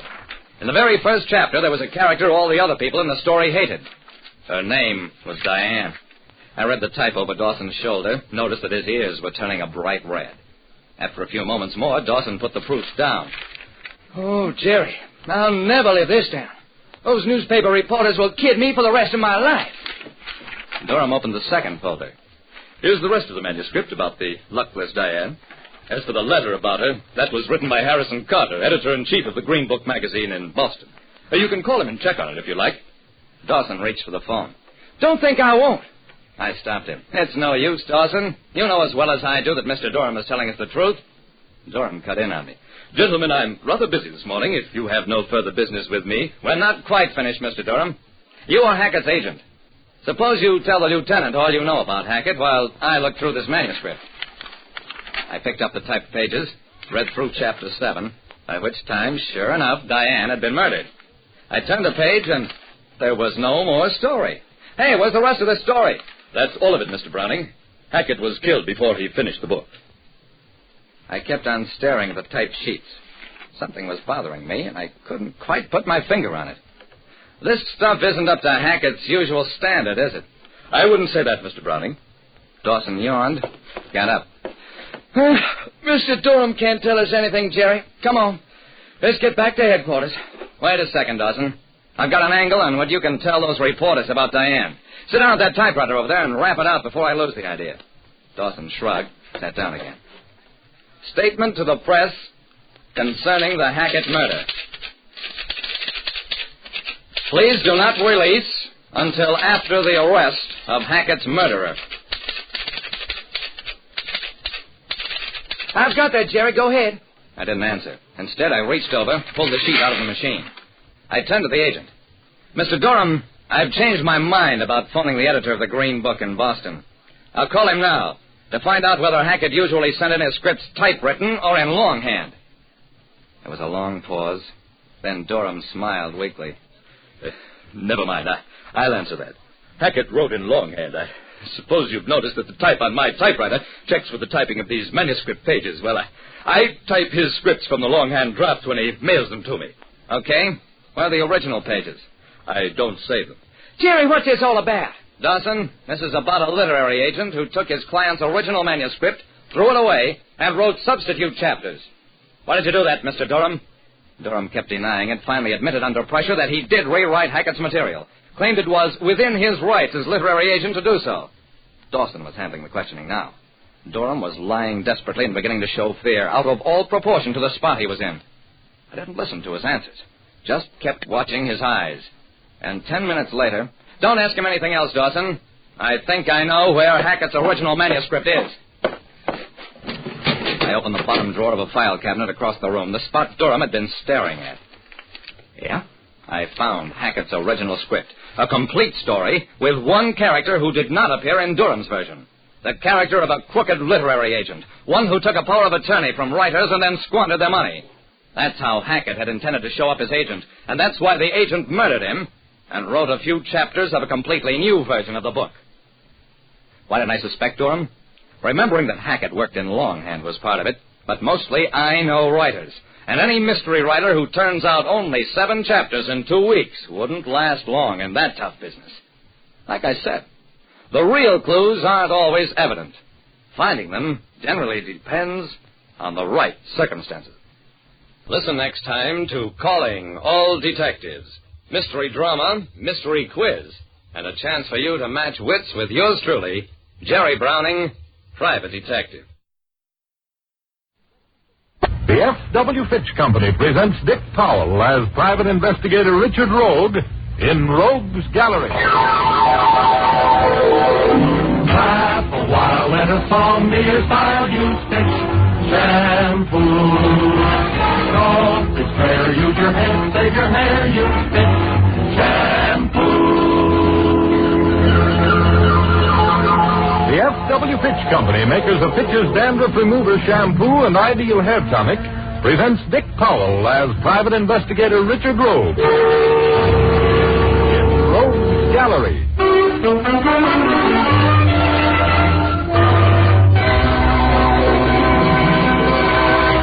Rogue speaking. There is something about being happy that I like. And I couldn't have been any happier than I was that night if somebody had been tickling me with a feather. I had a date with Betty Callahan, and the way I feel about Betty hasn't been covered by a word yet. But it's a very dandy way to feel, and I was reveling in it as we sat there in the Club Cuba, drinking our after-dinner coffee and grinning at each other. I was quite annoyed when a gentleman with outraged dignity lurched over, drew up a chair, and made himself unwelcome at our table. We're told that you are Richard Rogue, the investigator. Oh, that's right. Why don't you go back to your own table? I just want to tell you, Rogue, that I consider your way of making a living despicable. No, thank you very much. Now, Richard, don't stop singing. Look, mister, why don't you go away? You wouldn't like to have me call the captain and have you dragged away, would you? Oh, no. I have a few things to say before I leave, Rogue. I understand that my wife has retained your services to spy on me and sneak around after me. Sit down, Richard. I've been thinking. Yeah, okay, honey. Look, mister, will you please go away? We don't like you. Go away. Now, go away. Rogue, look. You know me, and I know what you're doing here. I just want to tell you, Rogue, that my wife means a great deal to me. I don't even know your wife. I don't care anything about your private life as long as you leave it someplace away from this table. Going to lie about it, huh? Haven't even got nerve enough to admit that you're sneaking around watching me. Okay. Manuel. Oh, Manuel. Yes, Mr. Rogue. Will you take this creep away before I see whether those vitamin pills I've been taking really work? Take him away, will you? Of course. Yelling for help, huh, Rogue? Yellow, huh? Oh, I'll show you. Here, Mr. Webb. Let go of me. I'll tell him to stick. Come on, Betty. Let's get out of here before I lose my temper and nail that guy. I'd never seen him before. He looked like a nice little man, but he didn't look like he could poke his way out of a mosquito net. As we got a cab, I looked at Betty. She was blushing like a June groom, and her little lower lip was pushed out in that cute way, which indicated that she was going to tell me just what she thought of me and my profession as soon as she could control herself. She did. It was early, but Betty wanted to go home, so I took her there. Then I went to my apartment. In the hall, I met a woman waiting for me. Beautifully turned out woman. Well-kept 35, with a baby face. And the full mouth drooped at the corners. Mr. Rogue? Yes? You waiting for me? Yes. Well, how nice. Just a moment. Won't you come in? Thank you. Have a chair. Have we met before? No, I don't believe we have, Mr. Rogue. I've always admired you, though. I've always admired your work. Wow. Oh, thank you. And now, just what is it you wanted to see me about? About my husband. Oh. He's found a new interest. Yes. Well, I suppose you tell me. What's your name, by the way? I'm Mrs. Webb. Mrs. Matt Webb. Webb. Oh, Webb. Oh, well, I'm beginning to see the light. Tell me, has your husband a bad disposition and delusions of grandeur? My husband? Well, he... I just met him. He said that you'd retained me for some reason which you didn't explain. Why did you tell him that? I want to retain you, Mr. Rogue. Look at this. Huh? Oh, come on over here under the light. Go for a fur coat, $5,000. I want to know who my husband bought that coat for, Mr. Rogue. I'll pay you well for finding out. Oh, I'm really sorry, Mrs. Webb, but I don't get mixed up in domestic difficulties. There are plenty of detectives, though, who will take your case. You won't take it? No, I really won't. I'm much too busy. But, Good night, Mrs. Webb. Mr. Rhodes... I'm sorry, Mrs. Webb. I'm tired. I don't take domestic cases. Thanks for dropping in, but now good night. I have to get some sleep. Good night, Mr. Rhodes.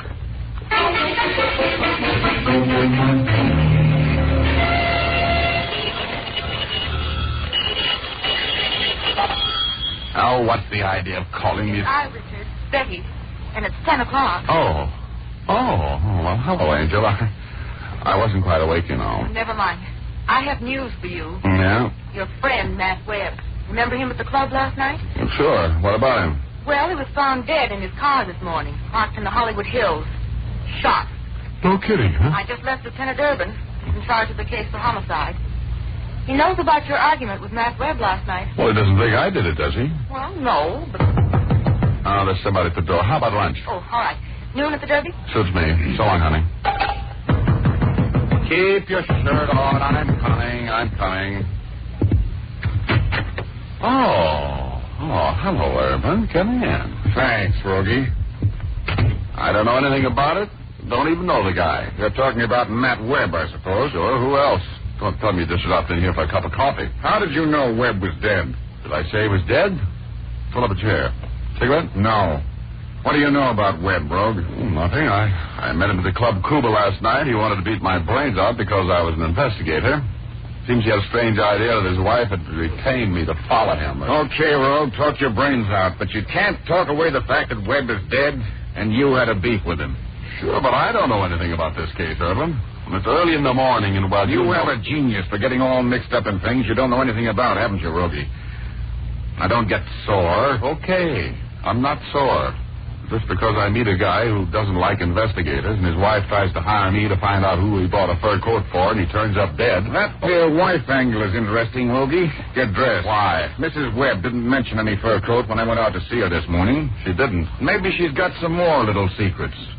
Come on, Rogie. We're going to call on her.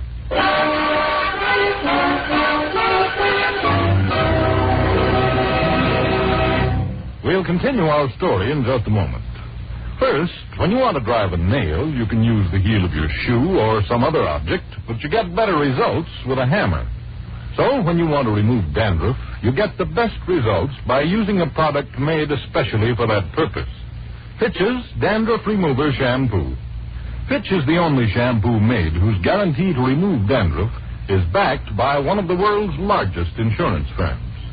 It removes dandruff effectively and quickly because its special solvent action dissolves the dandruff, both the loose dandruff and the dandruff clinging to the scalp. To get the full benefit of this solvent action, you should always apply Fitch's Dandruff Remover Shampoo to the hair and scalp before adding water. Then apply water only after the shampoo has been massaged thoroughly into the hair and scalp. When you do add water, a fluffy lather forms to cleanse the hair of the dissolved dandruff. Try this method of attaining shining, clean, dandruff-free hair. Use Fitch, F-I-T-C-H, Fitch's Dandruff Remover Shampoo regularly. Now back to Dick Powell as Private Investigator Richard Rogue in Rogue's Gallery.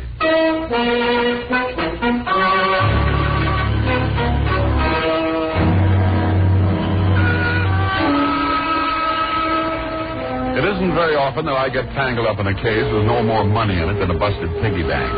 I operate on the theory that a boy's best friend is $1. I didn't know the recently dead Matt Webb from Gunga Den, but there I was in Urban's homicide sedan on my way out to play quiz with Mrs. Webb. During the ride, Urban gave me a quick rundown on the events surrounding Matt Webb's murder. Webb was a very wealthy man, you know, Rogie. Big manufacturer, farm machinery. Well, he couldn't have been very smart, or else he wouldn't have been parked up in the Hollywood Hills. That's volunteering for a stick-up. Yeah. What's the widow look like? His daughter? No, I guess she's not quite that young, but, what the beauty parlor and the foundation can do to keep her young has been done. Very pretty woman. She looks about 30, probably 35. By the time we get back down to headquarters, we'll know more about her and everything else in the case. Oh, I'd like to get it over with. I want to go on my vacation. I'm sick of murders.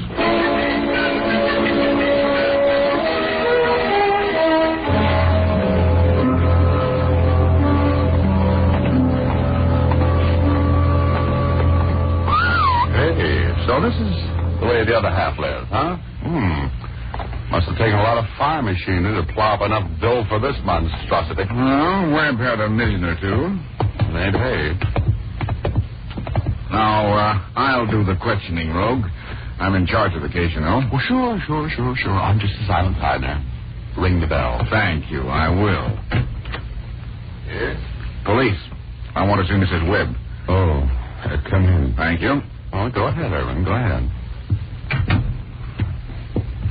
She's in here. My name is Fred Gale. I was sales manager for Matt. I'm Mr. Webb. Lieutenant Urban, homicide. This is Richard Rogue. Oh, I'm glad to know you, Gale. Would you mind telling me why... Shut up, Rogue.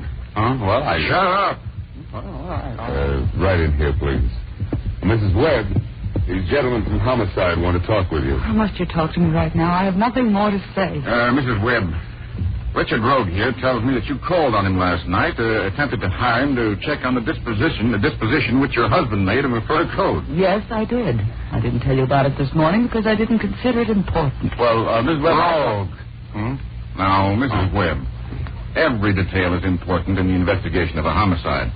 Whom do you suspect of receiving the coat? Look, Lieutenant, I hate to get into this. Mr. Gale, if you please, this is my affair. Matt Webb was my best friend. If you, Mrs. Webb, had been a little more understanding... There's no time to fight with me. Maybe we could organize this conversation a little bit. You stay out of it, Rogue.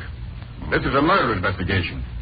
Now, listen, all of it. Oh, just a minute, Irvin. Look, Mrs. Webb, how about telling us a little more about the home life of you and your husband? Rogue, if you don't shut up, I'm going to throw you out of this investigation. Oh, just a minute. Gale, weren't you with Matt Webb at the Club Cuba last night? Yes, I had dinner with him there. And you must have known who he was with and what he did later. I have no idea what he did later in the evening. I left him a little after 8. At that time, his plans were to go home. At least that was my understanding. Well, maybe you'll feel more like talking a little later, Gale. You can go now. You can get me at the office anytime you want. Okay. Better fix that cold. Now, Mrs. Webb, you seem to think that your husband was involved with some woman. Of course he was. That's how he got killed. To whom do you think he gave the fur coat? To his secretary, Helen Damon. He's been in love with her for the last year. She's been making a perfect fool of him. Helen Damon. We'll have a talk with her.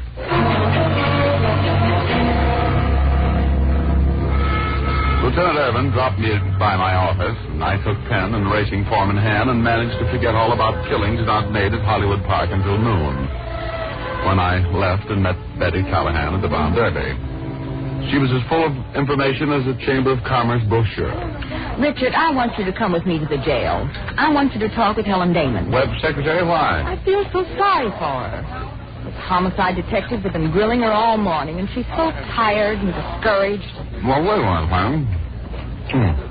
Does it look like Helen did the job? Well, yes. A man showed up at the police station this morning, and he said he saw a girl in a tweed coat with a tuxedo collar run down out of the hills last night and drive away in a Chrysler coupe, a blue one, just about the time of Webb's murder, and in the same locality. And Helen Damon has a coat like that and drives a blue Chrysler coupe, right? Yes. But, Richard, I don't think she did it. Oh, just because she has big brown eyes, I suppose. Look, baby, cops don't make many mistakes. What did they find out about the gun? Well, it was a .38 revolver that Mr. Webb kept in his desk at the office. There were no fingerprints on it. It was found in the weeds a little way from where the car was parked. Look, Betty, honey, you're a newspaper reporter, not an investigator. So why don't you let the police take care of finding the killers? If Helen Damon did it, she'll get the book. If she didn't, she'll be okay. Hasn't she got any alibi for the time of the crime? No, she hasn't. Oh, you have to go down there and talk to her. I promised her you would. Oh, now, what business have you promising anybody that I'll take their case? Looks to me like this Helen Damon is as guilty as Engelbach. I don't want to get mixed up in a case like that. I should have known that's the way you'd look at it. It's because she doesn't have much money to pay you. But, baby, that's got nothing to do with it. I have a couple of $100. I can pay you. I want to see that Helen Damon gets a fair deal. Now, look, Betty, I'm not going to get mixed up in this case. That's final. You understand?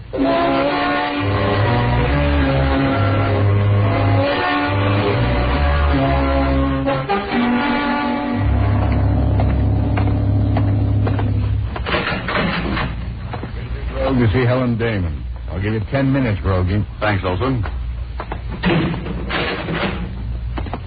Hello there, Miss Damon. Betty Callahan, the reporter, told me you were expecting me. I don't see how you can do me any good, Mr. Oak. I've already decided that I did it. Nothing I can do to convince Well, you. I know about the partial identification. Now, suppose you tell me where you were at the time the crime was committed. All right. Last night at 9 o'clock, within a few minutes of 9 anyway, I got a call from Mr. Webb. I don't think it was Mr. Webb now, but I thought it was then.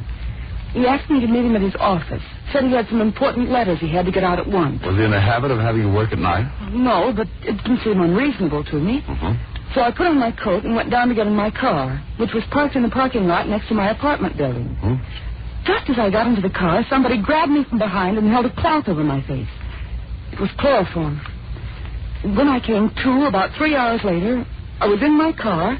My coat was thrown over me. The car was back in the parking lot, and it had been driven about 15 miles. I know because I had it serviced yesterday, and the service record is on the dash. You live in Hollywood? Yes. Well, that's just about right for a drive to the Hollywood Hills.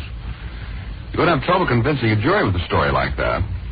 Now, look, Helen, I'm your friend. Is that story the truth? Yes, it is, Mr. Rogue. I know you don't believe me. Nobody does. You haven't the slightest idea what happened between 9 o'clock last night and midnight, right? Yes, that's right. There's no way in the world I can prove I'm telling the truth. I couldn't figure out why anybody would do anything like that to me. I got up this morning and went to work. I didn't say anything to anybody because I... You, live alone? Yes. Now, Helen, I want you to be frank with me. Were you, overly friendly with Matt Webb? I liked him and admired him, that's all. Mrs. Webb seems to think you went a little further than that. Oh, no. I hardly knew him at all socially. He's taken me to dinner a few times, that's all. Oh, Mr. Rogue, do you think you can do anything to help me? I'm not a murderess. Tell me, do you know anything about a fur coat? A coat that Matt Webb bought for somebody, not his wife. No, I don't know anything about it. I haven't done anything wrong. Can you get me out of here, Mr. Rogue? I don't know. You haven't got much of a case. I'll pay you. I have a little money saved. Skip that. I'm doing this as a favor to a friend. Are you sure you're on the level with me? I've told you everything I know. I didn't kill him. He was a fine man.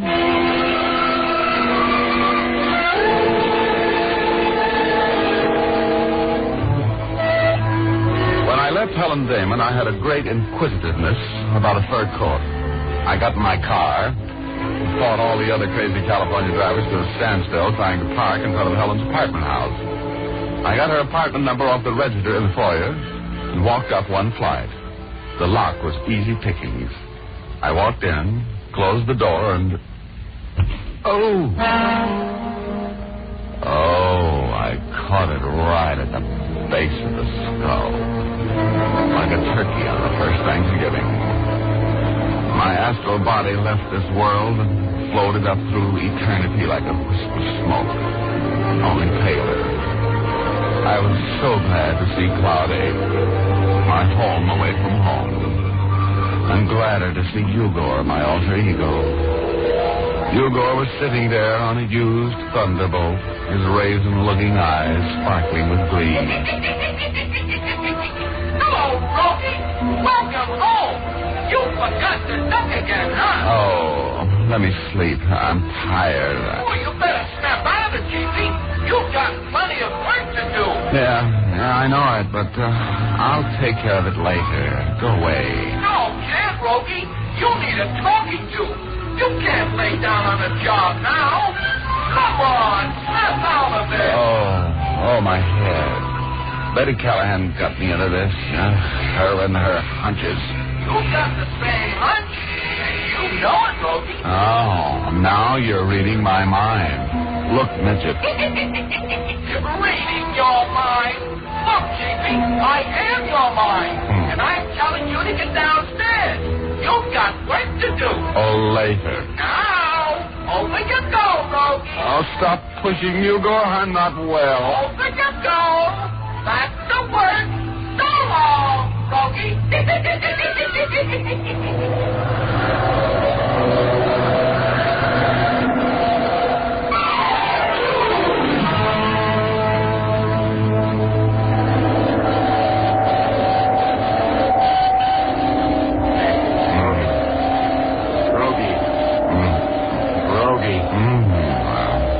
Rogie. Rogie. Snap out of it, Rogie. Hello, Irvin. What happened to you? I got hit on the head. Can't you see what kind of a detective I am? No, take it easy. What were you doing here in Helen Damon's apartment? Wasn't doing anything. I just opened the door and someone let me have it. What were you looking for up here? Oh, I got a little bit inquisitive. Oh, why? Well, I had a talk with Helen Damon, and she didn't know anything about a fur coat. That's funny. What's funny about it? We just got a murder indictment against Helen Damon. Oh, well, that's a long way from conviction. Mm-hmm. And when I was up here this morning, there was no fur coat in that closet. Oh? There's a fur coat in that closet now, Rogie. Peculiar, isn't it?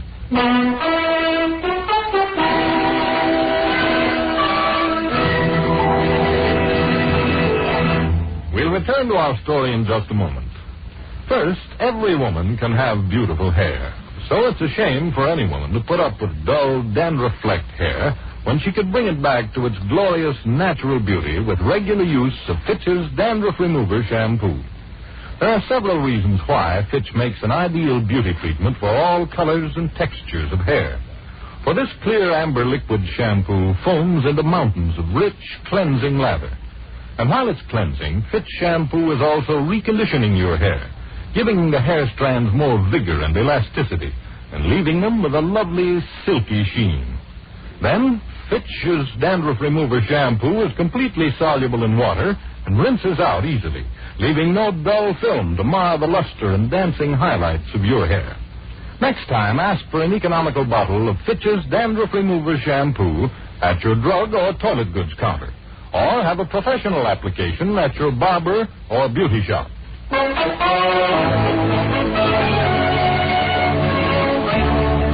Now back to Dick Powell as Private Investigator Richard Rogue in Rogue's Gallery.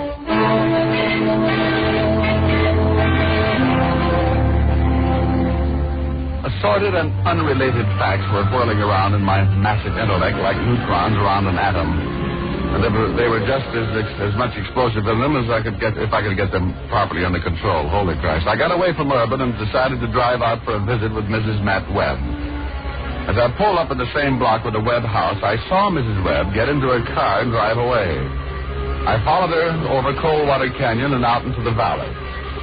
When she pulled into the driveway of an early suburban white ranch house, I parked up the street.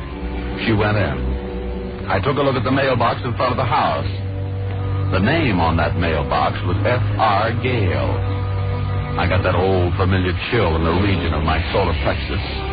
I'd lucked into something and I knew it. I worked my way around to the rear of the house as quiet as fallen snow. The back door was unlocked. I pussyfooted in, flowed up to the doors between the dining room where I was and the living room where Fred Gale stood talking with Mrs. Matt Webb. Marcia, may I be the first to congratulate you on that performance you gave for Lieutenant Urban and Rogue tonight? You did very well yourself, Fred. Now, suppose you tell me what you're doing out here. Well, I had to see you. I needed a little moral support from you, Fred. Yeah, I know. But this is the craziest thing you could have done, Marcia. Well, you don't act as though you're very glad to see me. Now, look, Marcia, we've gone to a lot of trouble to cover up the fact that we're friends, haven't we? Friends? Is that what we are? Oh, friends? You know I love you, Marcia. It's only that so much depends on us being smart just a little while longer. How do you know you weren't followed? You'll have us both in jail for murder.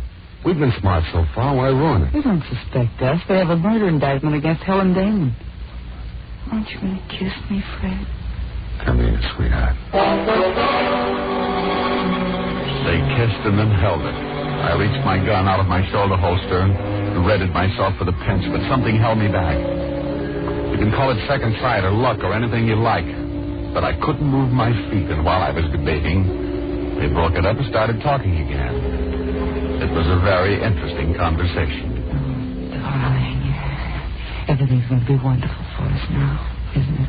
Sure. If you'll just stay away from me a little while until our case is settled. Everybody's forgotten the murder. Darling, we'll always be sure of each other, won't we? Of course. Oh, Fred, I know I'm silly, but I worry. I don't know what I'd do if I ever lost you. I want you to do something for me. promise me that you will? Okay. Can't do anything for you, Marcia. If you'll only promise you'll be a good girl and get out of here and stay away from me until everything's all right again. You've got to be smart, baby. I'll stay away. If you'll just help me. I want you to write a note like this one I've written. Read it. Confession. I, alone and unassisted, killed Matt Webb. Signed, Marcia Webb. Marcia, this is utter nonsense. If we can't trust each other now... No. I want you to write a note like that. In your own handwriting and give it to me. And I'll give you my confession and you give me yours. Then we know that nothing can ever separate us. You and I. No, it's a stupid thing to do. Say that note up. What if it got into the wrong hands? Sit down here and write me one like it. And I'll know that everything's all right. She kissed him then and walked with him over to the desk, talking love all the way. She got a pen and some paper. She stood behind him with her arms around his neck as he started to write. I saw her free hand come up with a gun in it. As he finished the note, she placed the gun an inch from his temple, and I moved. Gail, duck! You shot me. You shot me. Rogue, yeah. You should be awfully glad to see me, Gail. In about another minute, you'd have been a suicide, and your girlfriend here would have been a wealthy widow. Don't believe him. Don't believe him. It's a lie. Oh, skip it, Mrs. Webb. Look, Gail, you see that gun your lovely collaborator dropped? Marcia, if I hadn't put that slug through her shoulder, she was going to put one through your head, sucker. She was slipping you the kiss of He's death. only Fred. He's lying. Why, you were going to kill me. Sit down, Gail. Sit down. I'm running the show from here on out, and the little lady has a reserved seat in the gas chamber.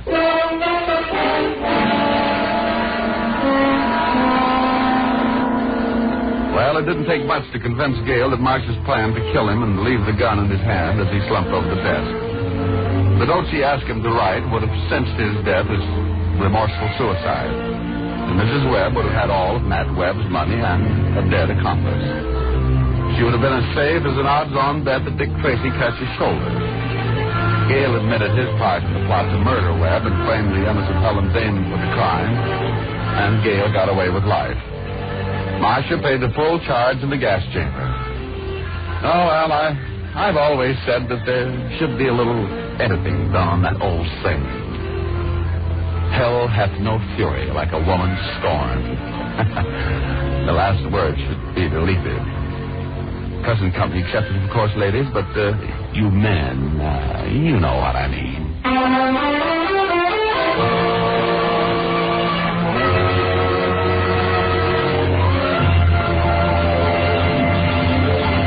This is Dick Powell again, ladies and gentlemen. Hope you enjoyed our story tonight. Ray Buffum wrote it. Leif Stevens composed and conducted the music, and Dave Engelbach produced and directed. Be with us again next Sunday, will you? We have a story for you about a summer resort, a lovely girl, and some newspaper clippings about a murder. We call it Cabin on the Lake. Must be a floating cabin. Thanks for listening, and now here's Jim Doyle. Listen again next week at this same time to hear Dick Powell as Private Investigator Richard Rogue in Rogue's Gallery. By the way, Dick will next be seen in his newest Columbia picture, Johnny O'Clock.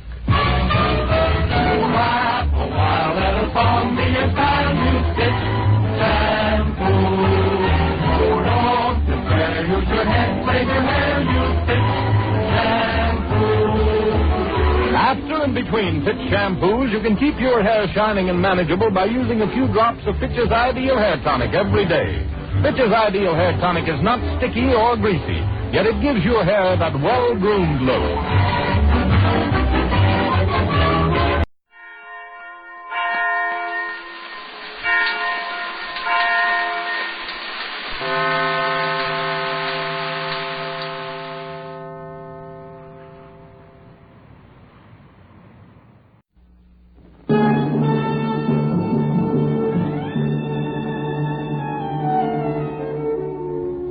Hi, this is Randy Stone. I cover the night beat for the Chicago Star. Stories start in many different ways. This one began and ended inside a man's brain, 6 inches inside.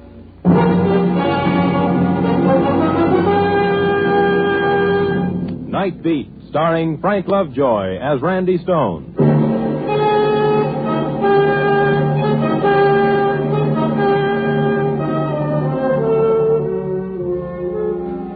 Don't talk to me about love. Give me a good, healthy hate every time. It's clean cut. It's something a guy can handle. But love? It's too dangerous. It's like rich, sweet earth. Flowers grow there, but sometimes a monstrosity can grow there, too.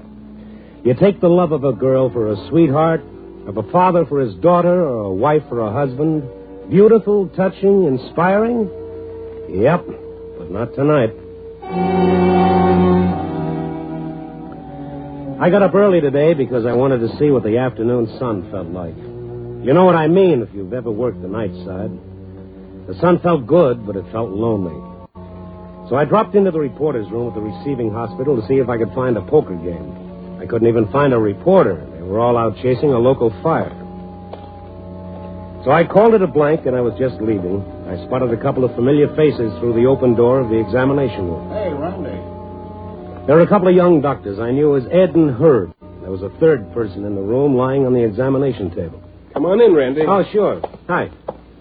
You want to hear troubles? Get a load of Eddie. Can you believe it? Dinner and the theater. Not just dinner, not just the theater, both. And she gives me that dodge about I just have to get up early for work tomorrow. Yeah, so next time you'll ask questions first and then spend money. Yeah. What are you doing around here, Randy? Listening to people's troubles. This guy on the table. He's got troubles. Are you a patient? Yeah, he's our patient. Temporarily. What happened? Gunshot wound right through the head. Zowie. Suicide? Well, if it was, he must have swallowed the gun. Lorraine, doctor. You'll be all right. We're doctors. You'll be all right. Randy, maybe we better talk over here. That man is sick. How can you guys talk this way in here? Nothing bothers us. Not much. He's delirious, Randy. It doesn't make any difference. Not to him. You get pretty tough, don't you? Don't let us kid you. Is he going to die? Maybe. I don't know. We've done what we can. Maybe Reynolds can save him. Reynolds? What, a doctor? Brain surgeon. The best. We got a call in for him. Oh, that guy'd give you the creeps. Who shot him? Who knows who shot him? Maybe you want a story? I'll tell you what I know. His name's Jerry Karn. He had a nice apartment, but now there's blood on the rug. His identification card says, notify Mrs. Lorraine Karn in case of emergency. So I guess she's his wife. He's been shot in the head and the bullet's still in there. Want me to get technical? Hello. Yes, Dr. Reynolds. This is Dr. Boyd at the receiving hospital. We have a case. A gunshot head wound. Dr. Reynolds, we want to know... No, don't want Reynolds. I'm sorry, Dr. Reynolds. I can't talk here. Will you hold on just a minute, please? I'll take the call on another phone. I'll be right back, Herb. No, don't let him. It sounds like he knows this, Dr. Reynolds. Yeah. Well, why not? Well, maybe he does. Don't ask me. Reynolds, don't want him. Jerry. Huh? He's a fine doctor. No, please. Who shot you, Jerry? He's not really conscious. Better let him rest, Randy. Has his wife been informed? I don't know. She lives at a different address. Guess they're separated. Herb, Randy?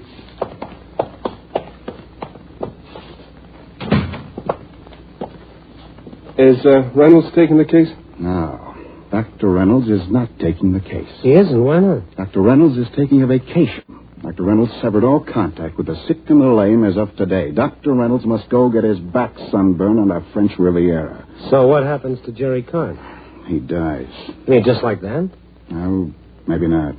Reynolds has an associate, Dr. Wright. Maybe Wright will do the job. But not as well as Reynolds. We'll move Karn to the Cook County Hospital. Wright operates there. I don't get it. A man, a doctor, he's got the power to save a life, and he takes a vacation. That's the way it is. Well... come on, Ed. Let's make out his transfer papers. Coming, Randy? No. It's almost time for me to start work. I'll stick around. See you. Okay.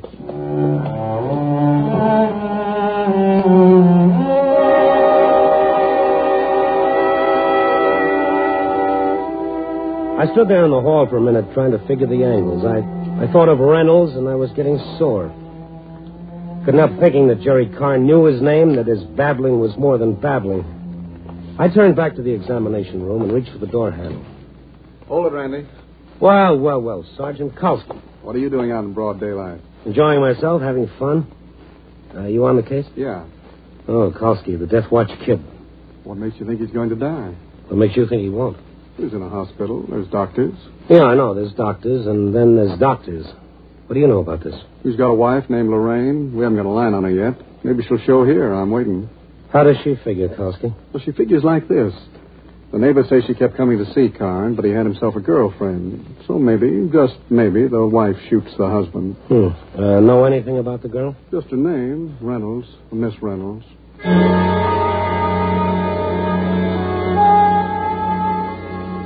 So there it was, Reynolds, the tie-in between Karn and the brain surgeon.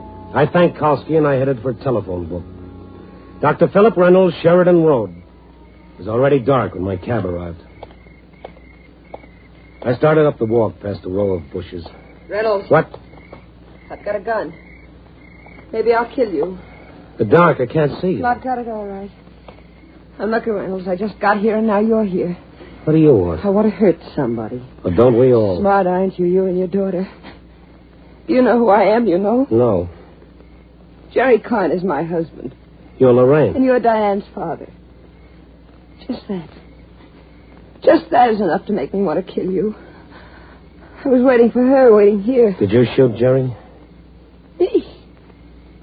Me? Oh. Lorraine. No, don't. You don't want this gun anyhow. No. It's the gun that killed your husband? He said he wouldn't see her anymore. We'd be together again. Lorraine, I'm not Dr. Reynolds. But you... I'm just a guy who got sore. Stone, Randy Stone. I thought... You're too mixed up to think. She shot Jerry. Diane shot him. Maybe you shot him. Oh, sure. Sure, maybe I did. You love a man, you wait for him. Wait until he's ready to come back to you. Then when he is ready, you shoot him. Is that right? Is that what I did? All right. I'm wrong. How was it? He was going to tell Diane today.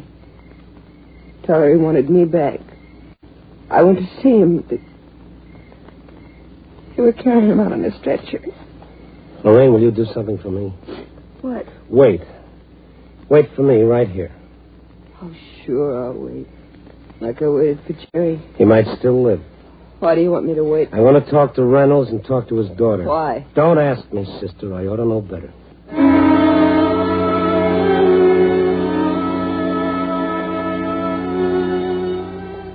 I started up the walk toward the Reynolds house.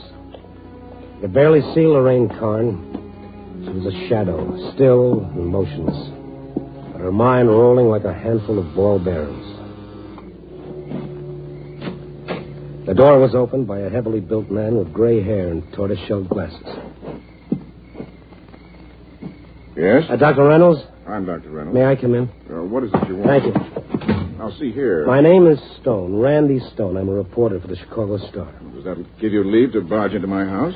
I don't know, does it? I'm sorry, Mr. Stone. My daughter and I are just leaving for the airport. We have no time. Who is it, Dad? Miss Reynolds, I'm a newspaperman, Randy Stone. Is there anything... Yes, there is something. I just left the receiving hospital. A man's been shot. Well, if this has anything to do with my professional services, I'm afraid that's out of the question. Well, this man, his name is Jerry Karn. What? He's dying. Jerry? What happened? He was shot through the head. In a few hours, he'll be dead. Your father might save him if he operates. He doesn't care to operate. But Father, you didn't. Jerry. I'm sorry, Diane. I thought it best not to tell you. You thought it best. A married man. I've begged you not to see him. Mr. Stone, who shot him? Ask the police. Do they know? Well, they know he's been shot, and they know he'll die unless your father operates. I'm sorry, Mr. Stone. I don't propose to pass judgment on this man, but even a doctor is entitled to a vacation. I plan to leave tonight. Diane. Hey, you can't leave. I love Jerry. You're my father. Doesn't that mean anything to you? Well, Doctor? There are other surgeons. But not you, huh? I've made plans. So a man's life doesn't count? Are you worried about your fee? Don't be insulting, Mr. Stone. I'm not concerned with fees.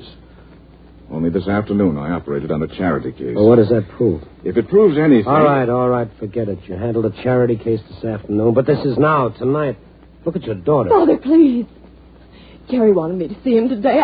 I didn't go. I thought that perhaps going away, I wanted to please you. I knew it was wrong. I knew he was married. Now maybe he's going to die. I'll go away with you. I won't see him again, but... Father, please. Mr. Stone, what hospital is Karn in? They moved him to the county hospital. I'll operate. Oh, thank you, Father. Thank you. Good night, Mr. Stone. Good night, Doctor. Miss Reynolds.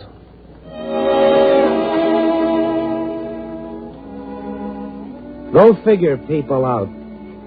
There was genuine shock and horror on Diane Reynolds' face when I told her about the shooting. No actress is that good. And Reynolds was a confused guy who loved his daughter. And there was Lorraine Karn, a wife who'd lost her husband. Her head spinning with love and hate and no control. She could kill all right. She could... Oh, Stone, smart guy. Me, the sharp operator who'd left her outside waiting like a live bomb, waiting to kill Diane. And when I got out there, she wasn't waiting. Lorraine Karn was gone.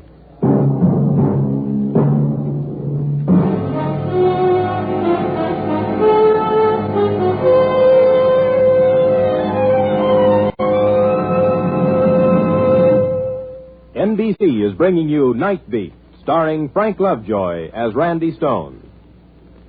The NBC Chimes are really excited about The Big Show, an hour and a half every Sunday night with Tallulah Bankhead as Fem C. There'll be comedy with stars like Jimmy Durante, Fred Allen, Jack Carson, Groucho Marx, and a host of others. Music with Meredith Wilson, Mindy Carson, and many more. It brings you Mr. Jose Ferrer and other leading stars of leading Broadway productions. No wonder it's The Big Show. Starts Sunday, November 5th, just 1 week from this Sunday on NBC.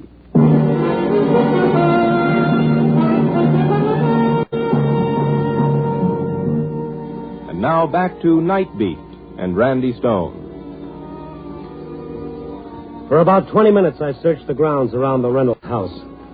Lorraine Karn was gone, all right. Where to? In her condition, anywhere. She could have even made a pass at the Cook County Hospital, where her husband, Jerry, was dying of a head wound. Dr. Reynolds left the house alone and drove away.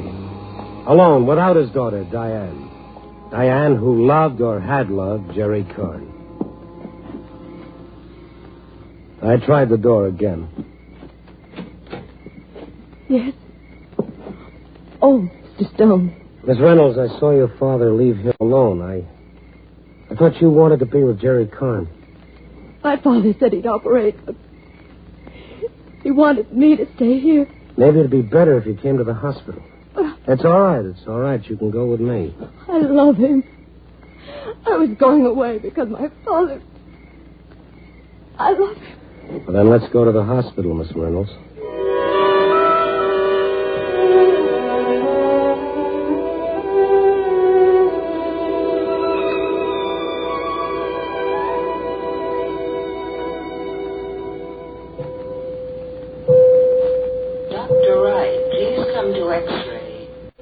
Still standing guard, Kowski? Hello, Randy. I thought you were out of it. No, I got inquisitive. Sergeant Kowski, meet Diane Reynolds.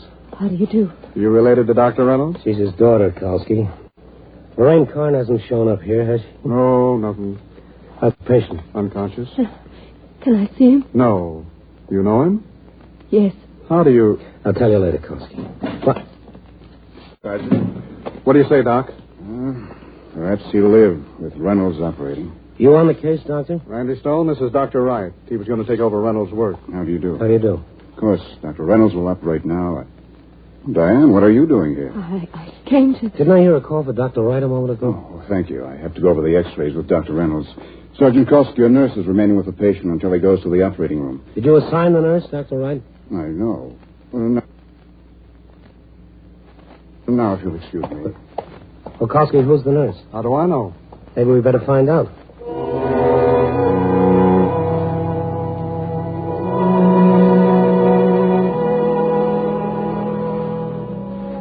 She was standing over the bed, a figure in white, intense, concentrated. I stood behind her. How is it?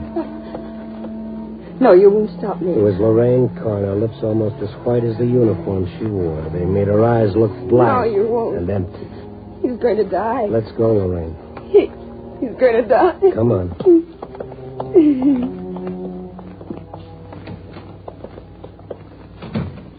Sergeant Kowski, meet Lorraine Carn. What, she's a nurse. She borrowed a nurse's uniform. He's going to die. I wanted to be with him. I wanted to look at him. I just wanted to touch you. You shot him. Oh, you're Diane, aren't you? He loved me. He didn't want you. He loved me. I wanted to kill you. Before I wanted to kill you. He's so quiet. He's almost dead now. What good wouldn't it do? Randy, for Pete's sake, what is this? Watch them, Kowski. It's a long story. It's the longest story in the world. I'm going to find Reynolds.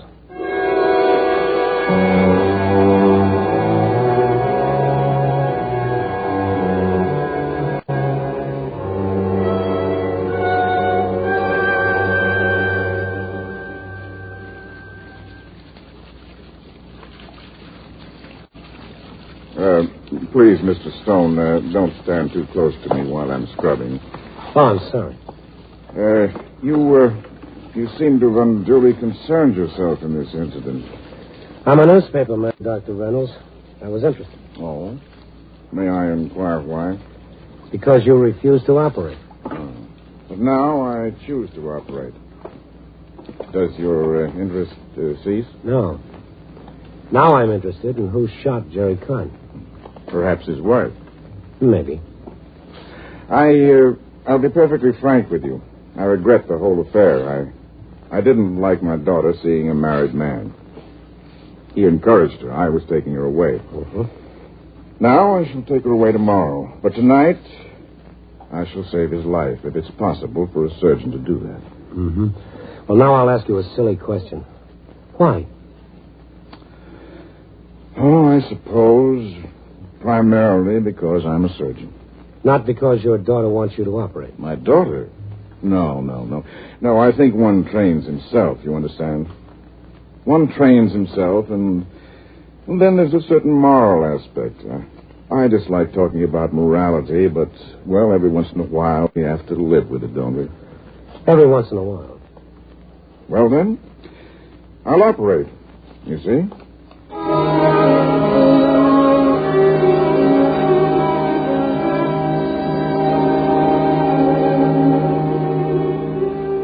We walked to the operating room together, Reynolds and I. There were two benches outside. Lorraine Carn was sitting on one of them, her hands tightened into a knot. Kowski sat next to her, one hand hard on her elbow. Diane Reynolds sat on the other bench, strained and picking at a handkerchief. Dr. Wright was talking to her. Reynolds stopped and looked at his daughter. Diane. Yes? I'm sorry for you. My dear, I'm a doctor, and And then Reynolds turned and passed through the swing doors into the operating room. I turned to Diane. What's the matter, Miss Reynolds? You look sick. No, I'm just worried. I don't think I can stand it in here. Dr. Wright, please take me outside. There's a little matter of the police involved in this. I suggest you stay here. Sergeant Kowski says you stay. You stick.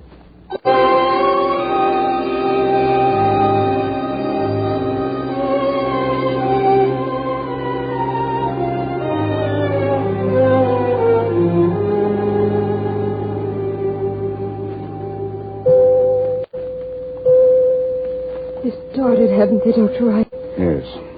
It's rather difficult, as you know. Refining operation. How does it work? The patient was shot through the forehead. Bullet passing through the frontal lobe of the brain and lodging somewhere in the occipital region. The increased pressure inside the skull will kill Mr. Carr. Unless the bullet is removed and the wound channel cleaned. Uh-huh. How do they go about it? Surgeon removes part of the skull, exposing the brain. It's a matter of probing for the bullet with a needle. Once discovering it, removing it. Probing. And that's the critical part. A clumsy move, a slip. The patient's gone. It can happen. Look, do you have to talk about it? Do you have to sit there and kill him with words? She's afraid. She's afraid he'll live. Diane, that's no need to be cruel. She was cruel to Jerry, wasn't she? We don't know, not yet. Dr. Wright, I understand you were to take over Dr. Reynolds' practice while he was away. Yes, Mr. Stone, as of this morning. This morning? It's the usual arrangement. You mean he didn't see any patients today? No, he left everything to me. But he said he had a charity patient. He said... Dr. Wright, do you think that Dr. Reynolds could possibly have operated today? Not under the circumstances. Why do you ask? How far has that operation progressed in there? It's hard to say. Perhaps he's into the brain already. Can anybody else take over? It's ridiculous. I didn't ask if it was ridiculous. Is it possible? No. Not and save the patient's life. Kalski. Yeah, Randy? You're about to have a new experience as a police officer. You're going to stand right by and see a man murdered. By Reynolds? Reynolds. He must have shot Jerry Carn. He told me he had a charity case today. Dr. Wright says no. He had motive enough. He wanted Jerry to leave his daughter alone. Reynolds was forced into operating tonight. Now he'll finish the job. That doctor in there, he's the one who shot Jerry. My own father. He can't. For me, he can't. The surgeon, the great doctor, the benefactor of man. This is unbelievable. I've known Reynolds for 10 years. He's devoted to his profession. Sure, but devotion goes so far and then the ego takes over. Reynolds is in there protecting his ego now, the self. To him, most important thing in the world. More important than you, Diane. Then stop him. Oh, Jerry. Stop him. Randy, we can't just sit here. Well, how do you stop him? He's got his hands inside the man's brain. I don't know how, but I'm going in there. Father, he can't do it. He can't Maybe do you it. better stay out here with him. I don't understand what this is all about, but I'll go in there if you think... We stay here, Dr. Wright. Randy, get in there. Doctor, I'll need a robe and a mask.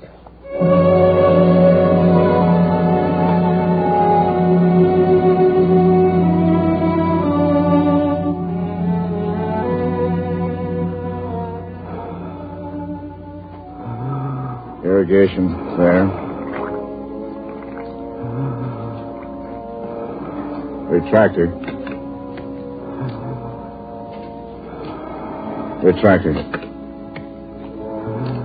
I stood by the operating table, and nobody looked up.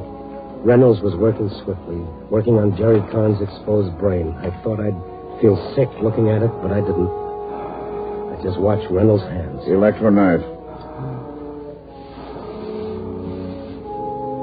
Keep up the irrigation. We'll be ready to probe in a minute. Just then, Reynolds looked up just for a minute. And he looked at me. There was a misery in him so close and tangible I was infected with it myself.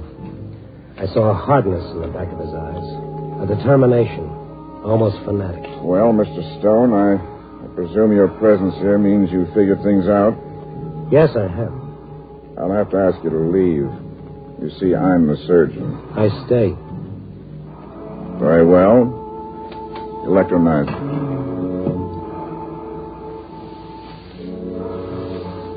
Suction here. He shrugged. He turned back to the operating table. I felt a helpless, lonely gagging in my throat. Irrigation. Keep your eyes. I was going to watch a man die. I was going to watch a man murdered right in front of my eyes. And Reynolds was right. He was the surgeon. There was nothing I could do about it. Tentacle needle. Suction, please. The nurse handed him a long needle, and I remembered what Dr. Wright had said. This was the probing for the bullet. This was the edge of death. Irrigation. I saw the needle poise over the brain, over living tissue, the center of Jerry Carn's being. And then I felt sick. Right then, the needle went in. There it is. The bullet. He'd found it, and the needle hadn't killed. It had explored and found the bullet. Reynolds' hands were working surely and easily. Forceps. The instrument was balanced in his hand, and then it dived into the brain.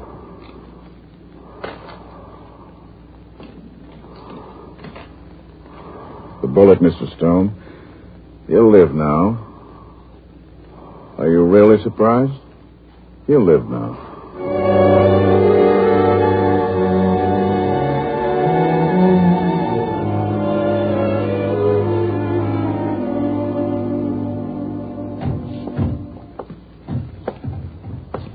Mr. Stone, is he... He'll be all right. He'll live. Oh, thank God. Thank God. He'll live. Yes, Miss Reynolds. Then my father didn't. He did. No. He's still got an attempted murder charge to face when he walks out of that operating room.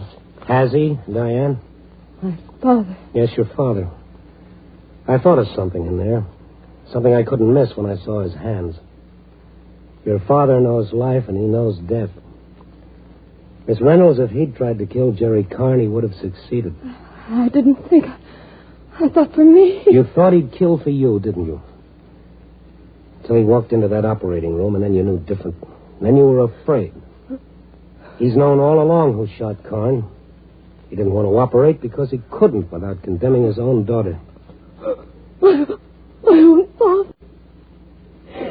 He let me go to jail. Because Carn wanted his wife back, and because he told you, you tried to kill him and you botched the job. That's why you were so shocked when I told you he wasn't dead. My own father. My own father. He's yours, Kalski. And sweet dreams tonight. Diane. What about Reynolds here? You're the cop. That's what you get paid for. You handle it. Diane. My own father.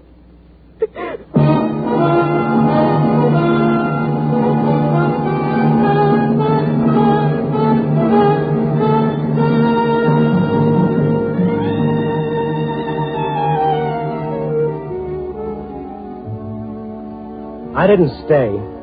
I didn't look up. I didn't want to see the look in Dr. Reynolds' eyes. I knew he was suffering like a tortured animal. A man who loved his daughter, a man who was a doctor. Sure, I could have looked. Would have been an experience, another couple of paragraphs for my story, but who needs a story that bad? Who needs anything except, well, maybe a drink. Copy, boy.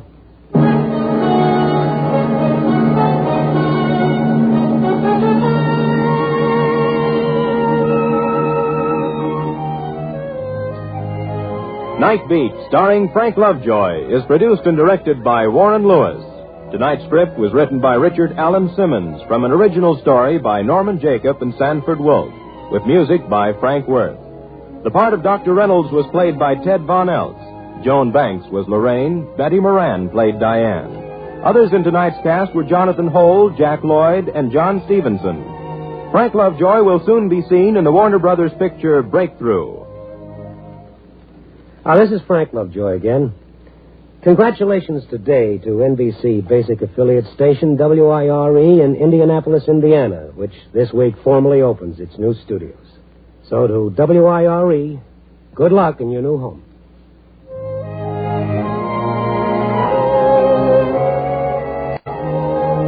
Listen next week at this time and every week as Randy Stone searches through the city for the strange stories waiting for him in the darkness.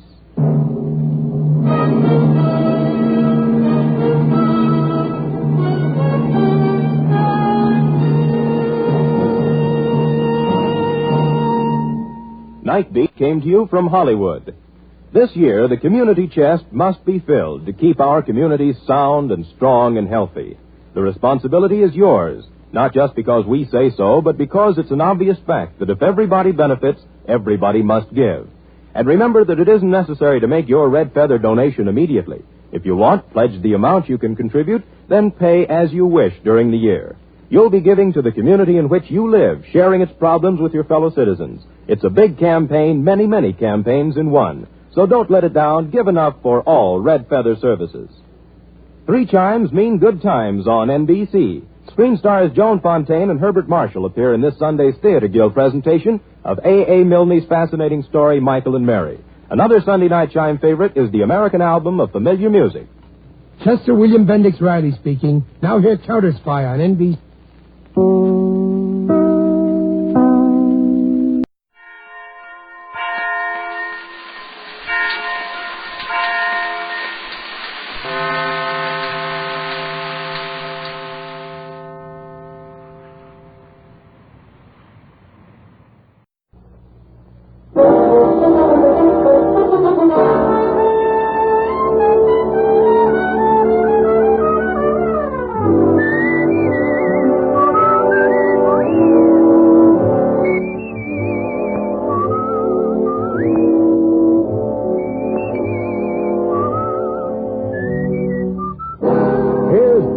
all as Richard Diamond, private detective.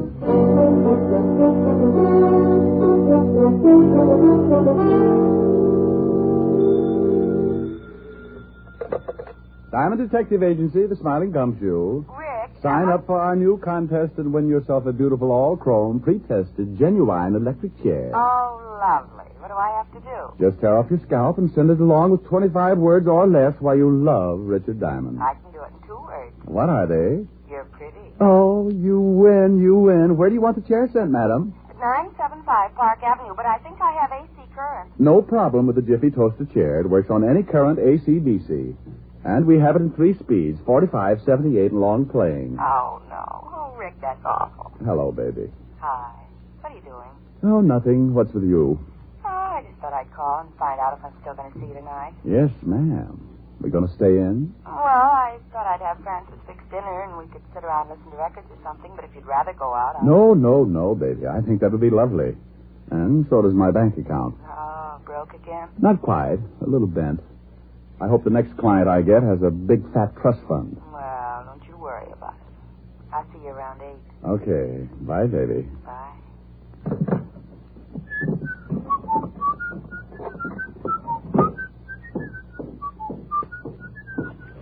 Now, let's see. 6 shirts, 4 pairs of socks, and...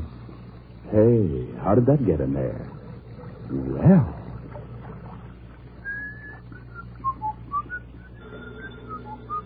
Oh. Okay. Yeah? Well, what's the matter with you? You lost up my laundry.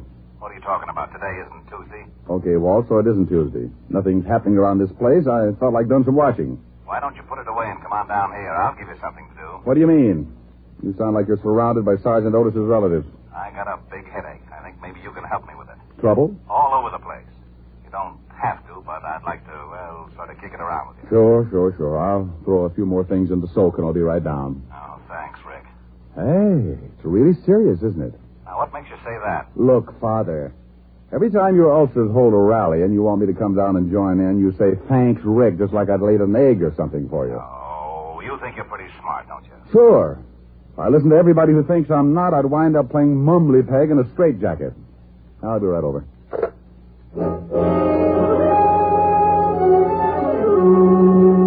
Well, that's the way trouble can get in the way of an otherwise quiet afternoon.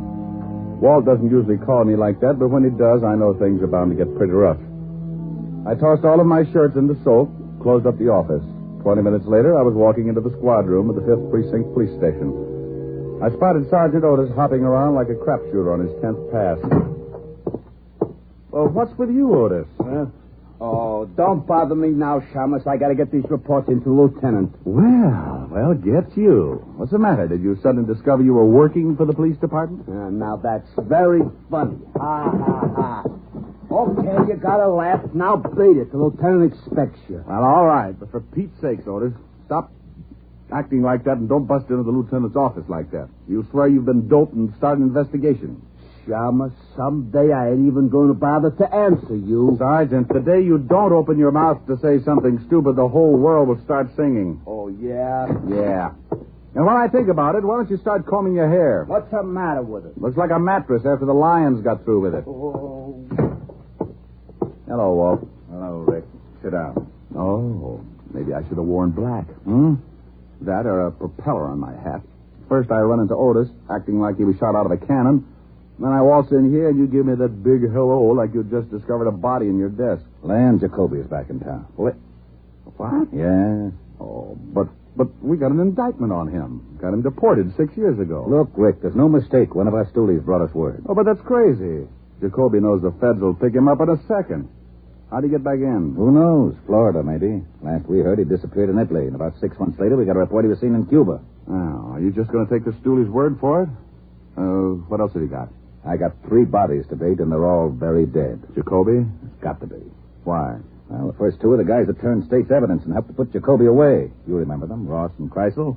Jacoby swore he'd get him someday. Who's the third? The stoolie who gave us the tip. Walked out of the station, and somebody with a Thompson scattered them all over the front steps. Right in front of the station? Yeah, it'll be in the evening paper. The commissioner is very unhappy. How about the feds?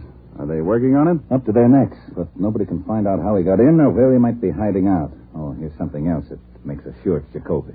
In this town, there are at least 5 of Jacoby's old mob. The minute this thing broke, we started to check.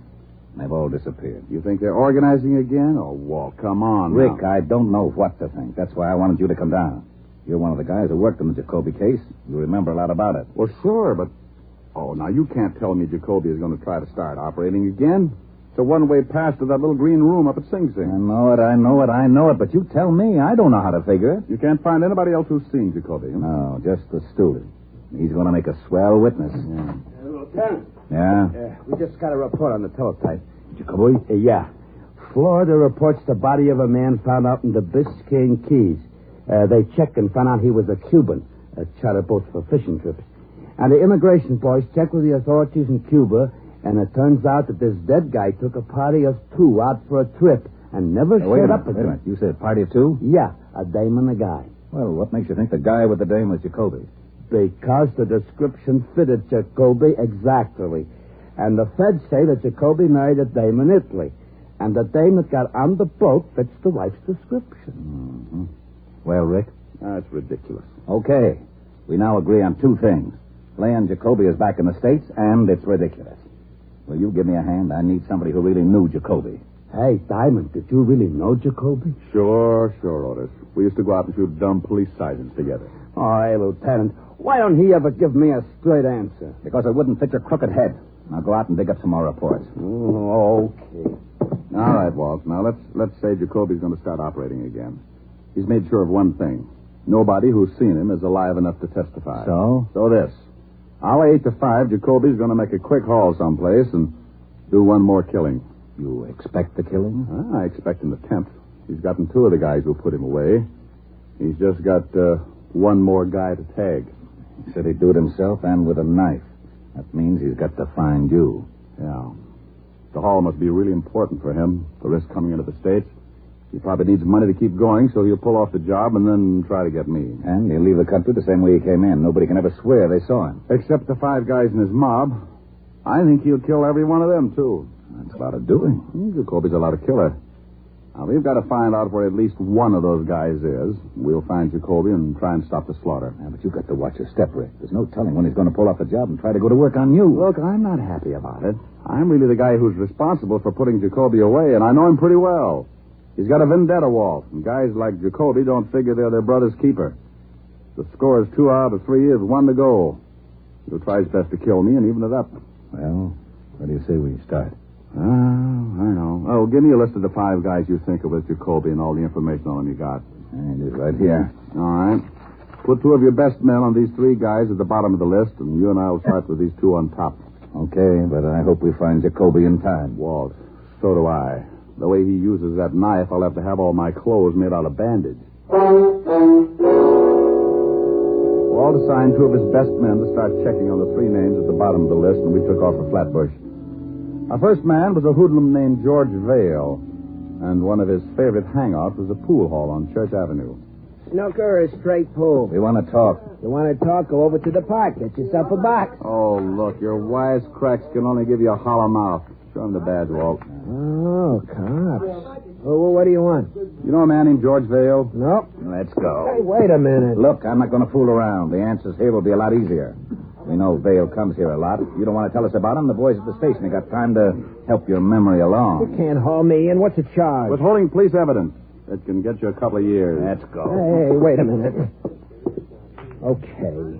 Okay, what? Oh, wait a minute. I just want to be sure no one sees me talking to you. Okay. I don't know much. Vale ain't been in here for a couple of days. Where does he live?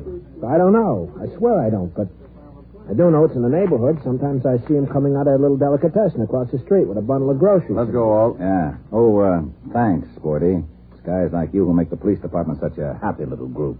So,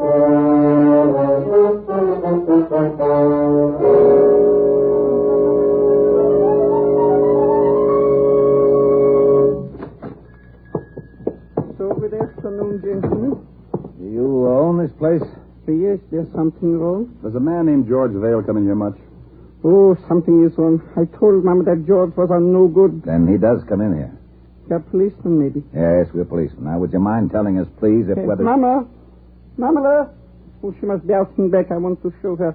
She liked this George fellow. He was always with the flattery. Now I want to show her what happens to that no good. Mamala. Please. We haven't got much time. Oh, I'm sorry, gentlemen. You must excuse an old man in so little excitement. So, now what can I do for you? Do you know where George Vale lives? Sure. I'm sending him over stuff lots of times. He's up 2 blocks, but he ain't there. How do you know that? Because his wife, she's coming in for the last couple of days. She said he was out of town on business. He's got a wife? Sure. A blonde. She's not bad looking. Well, you know. Yeah. What is Vale's exact address? Here, I'll write for you on a piece of paper.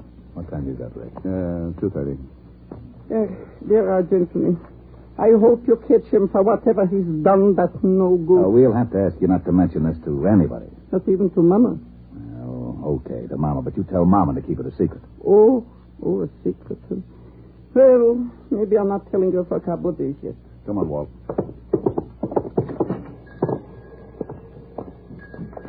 We going down to see Vale's wife? No, I got a better idea. Well, don't you think she'd know where Vale is? Maybe, but she's not going to tell us. But if we throw a scare into her, she might tell her husband something. If she knows where he is. Get Otis down here with a recording outfit. We'll wait until we see her leave the apartment and bug the place. No sense in tailing her. If Vale is with the Jacoby, he wouldn't give her the address. Maybe he didn't tell her anything. Maybe he just took off. Well, that's a chance we got to take. Maybe he gave her a phone number where he could be reached. On the way down to the Vale address, put in a call at the precinct. Right.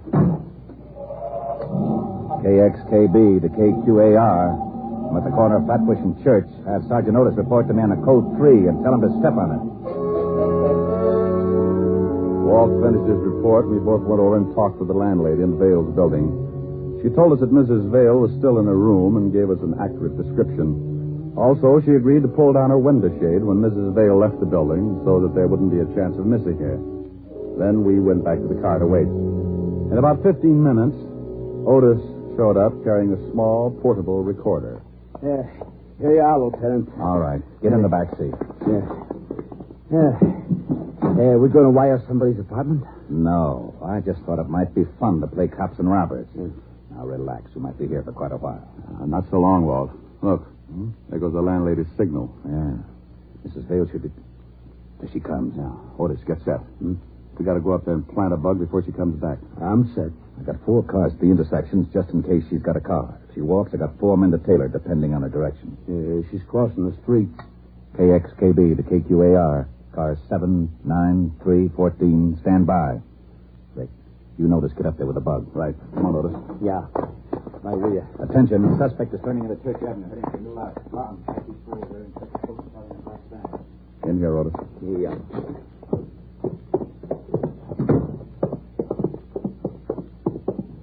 Well, this is her room. The landlady said you'd unlock it for us as soon as Mrs. Vale left the building. Bingo. Go on in. Okay. Now, plant it just like you knew what you were doing, Sergeant. I'll take the box down in the basement where we can listen. Give me 5 minutes and then give me a quick test. How long have I got to set it up? Who knows?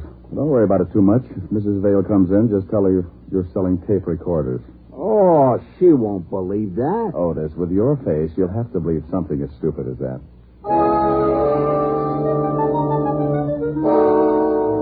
I dropped the wire out of the window and went out and down into the basement. It was a slipshod way of wiring a room, but we were in a hurry, and it would have to be enough. I set it up and waited for Otis to start croaking. Okay, Damon. I'll start counting. 1, 2, 3, 4, 5, 6. Hey, I think there's somebody coming.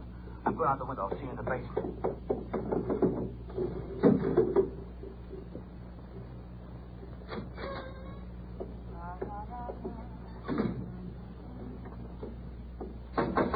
Oh, for Pete's sake. She nearly caught me.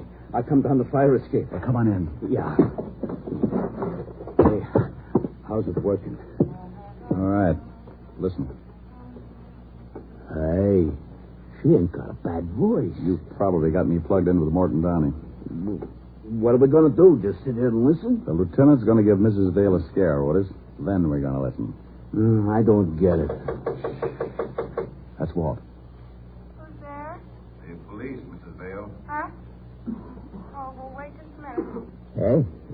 pretty good, don't it? Shut up, Otis. Yeah? I'm looking for your husband, Mrs. Vale. He isn't here. He's out of town. What's wrong? He's wanted. For what? Murder. Mind if I come in? Got a warrant? Okay, make it tough. Where's your husband? I told you. Well, we're out of town. You didn't tell me. Okay, I'll be back with a warrant. Now we'll see if it works.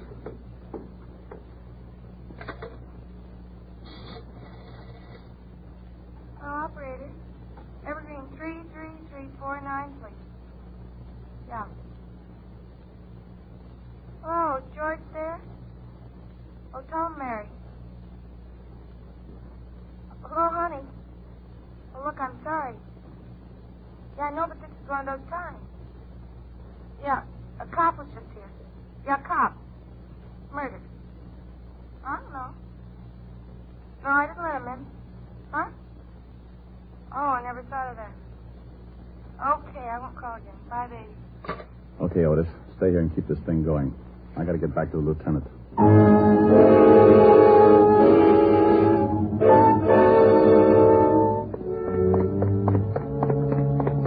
Did it work? Yeah, like a dream. She called Evergreen 33349 and talked to George. I'll check the number. You start driving north, so we'll be in the general exchange area. KXKB calling KQAR, code 600. We headed across town while Walt put in the code to the precinct. In less time than it takes Sergeant Otis to say, oh, yeah, we had our address.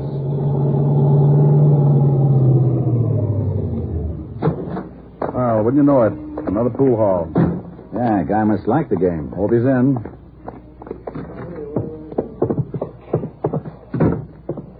Pretty crowded, I don't... Oh, yeah. Yeah, there he is. He sees us. He's going for the back door. Let's grab him. Right. Hey, let me go. All right. Off me, Joe. You're busting my arm. Just take it easy, Vale. All we want to do is talk to you. Come on, outside. Okay, okay. Go on, Vale. In the car. Shoving, I'm going. Walt, how Now, Rick. Where did that shot come from? Got Vale in the chest. Yeah, across the street. Sit down. Yeah, look. Look, Vale, you're not going any place now. We know you're working for Jacoby, and we know he's close. The guy who just shot you is working for Jacoby, too. You're not going to cover up for a louse who just fingered you, are you? Jacoby's looking for you, too, Timer. He's going to cut you up bad. Where's the hideout, Vale? I'm going to put in an 800 on this, Rick. I want this whole area surrounded. Come on, Vale. Where's Jacoby? 450. Vale. Oh, swell. Repeat. Code 800 from Central Park West to 10th, from 59th Street to 64th Street, KXKC, now at Pool Hall, 9th Avenue, 60th Street. Okay, Rick, what's with Vale? Yeah, nothing. Dead? Yeah. Gave me half of Jacoby's address, 455, and then made the trip. 455? Well, come on. There can't be too many 455s within walking distance. What about Vale? Yeah, I'll call him for the wagon. Go ahead, I'll start checking apartment numbers. Now, you wait a minute. You better take it easy. Jacoby would like nothing better than to have you go knocking on his front door. If I know Jacoby, Walt, he's got the radio on, and he knows just what you're doing. Besides, that fingerman will tell him about Vale. Somebody's got to find him before he makes a break. He's done enough killing. Well, if you do run into something, you wait for the boys. Walt. Yeah?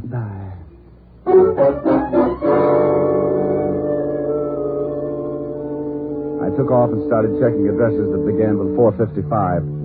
The first was Cold Turkey, nothing but a married couple who looked like they were in training for Madison Square Garden. I moved on.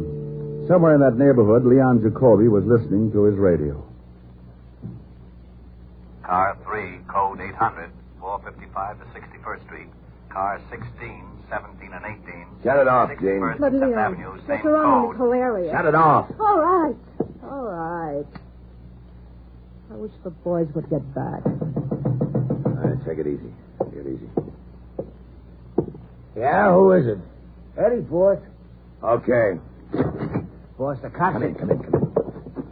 Two cops picked up Vale in the pool hall. Oh, so that's what it's all about. That Vale will talk. No, he won't. What do you mean? Well, I waited across the street. Got Vale when he came out with the two pigs. Oh, you did, huh? Well, you did me a favor, Ed. When I figured he didn't want anybody around that might squeal, you know, Vale, wife and everything. Yeah. Yeah, you know what else you did, Ed? Well, no, what? When you plugged bail, you brought the whole New York police force right down on my neck. Huh? Yeah. So, I gotta return the favor. Well, what do you mean? I just didn't think. No, you didn't. Leon, come on. We got to get out of here. Will you shut up? Hey, now, wait a minute. What's with you? I got a present for you, Ed. Huh? Leon. Oh, no, boss. Put that knife away. Sure. Okay. Oh, Leon. Oh, no. No. What's the matter with you? What did you do that for? I'm in a tough spot. I go faster alone, baby. Alone? Yeah, baby. You mean... Yeah, that's right. You'd leave me. Look, I got no choice. You know how it is, kid. One might get through, but two, no chance. Nothing to say, baby? Yeah. Go on, get out. Just like that, huh? Then what would happen to you? You might help the cops find me, huh? Tell me, aren't you a little scared? No. Just sick.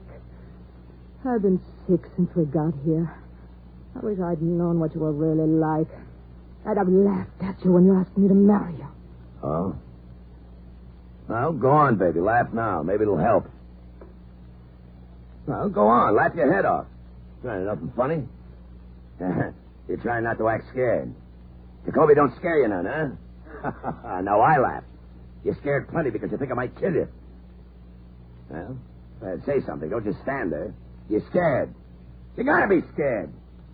Everybody's scared of Jacoby. You slapped Jacoby. Okay, baby.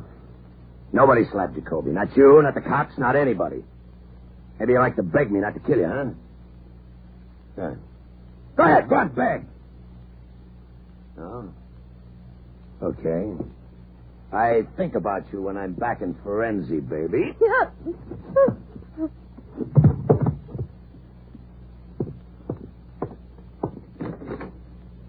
Arrivederci.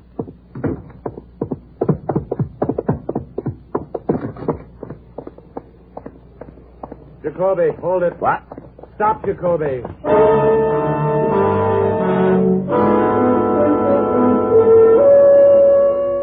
Well, Jacoby had waited 6 years to get a crack at me, and it looked like he was going to finally get his chance. The alley was a dead end. I stopped and listened. The back of the alley was stacked with boxes, and along the sides, garbage cans. He could have been hiding anywhere along the line. I'm coming in, Jacoby. You want to give it up or do you want to play? The block's surrounded. Okay. I ain't got a gun. Come on out. All right. Only don't shoot, Diamond. Walk over here. Hey, you see, I ain't got a gun. Now, don't shoot, please. Shut up, slob, and start walking out. What do you got to act like that for, huh, Diamond? Come on, Jacoby, move. So, what do you cops got against me? What'd I do, huh? Nothing, Jacoby. Not a thing. Start moving. Well, why you gotta get so tough? Well, maybe you're scared. Scared to death. Now, if you don't hurry up and move, I'm going to shoot you full of holes. I'm so scared. All right, Diamond, all right. I ain't got no gun, so you can push me around like that. What are you going to do to me, huh? Why, not a thing. Haven't you heard? The city went out and bought you a yacht. They like the way you kill people, so they're going to give you the yacht and send you back to Italy. Now, walk out of that alley. Okay. Now, you dirt.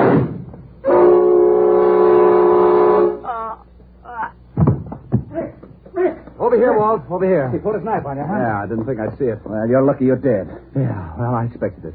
There used to be an old saying 6 years ago. When Leon Jacoby wants you dead, he'll use a knife and you'll lose your head. Yeah, he should have remembered. I keep up on slogans.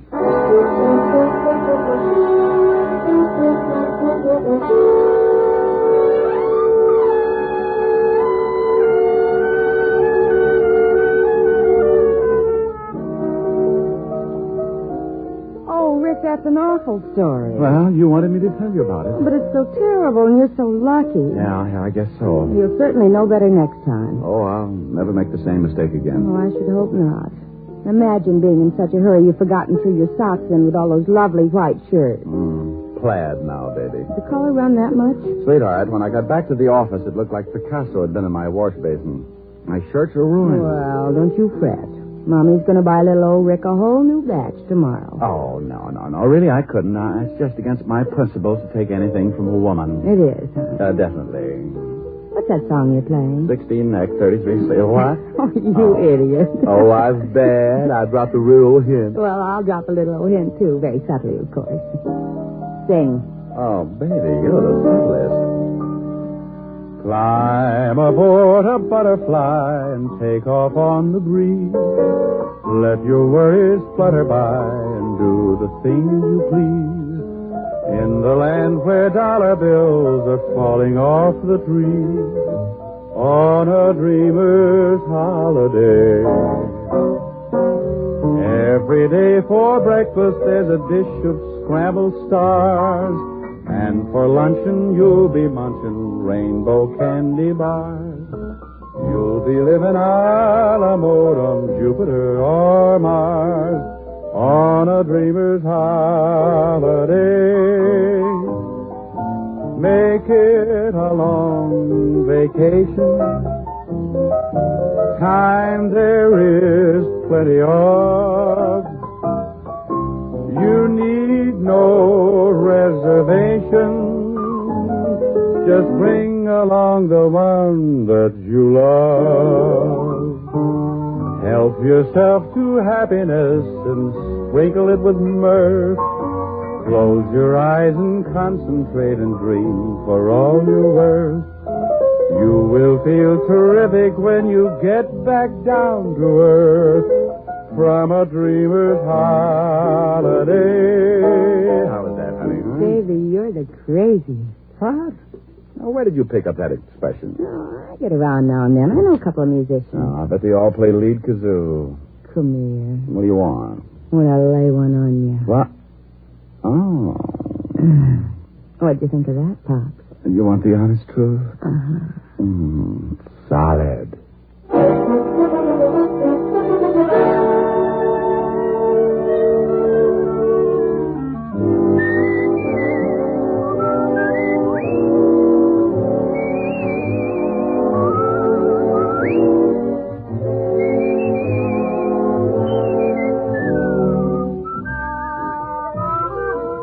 You have just heard Richard Diamond, Private Detective, starring Dick Powell. Helen was played by Virginia Gregg, Lieutenant Levinson by Ed Begley. Also in our cast were Wilms Herbert, David Ellis, Gene Tate, Edmund McDonald, and Charles McGraw.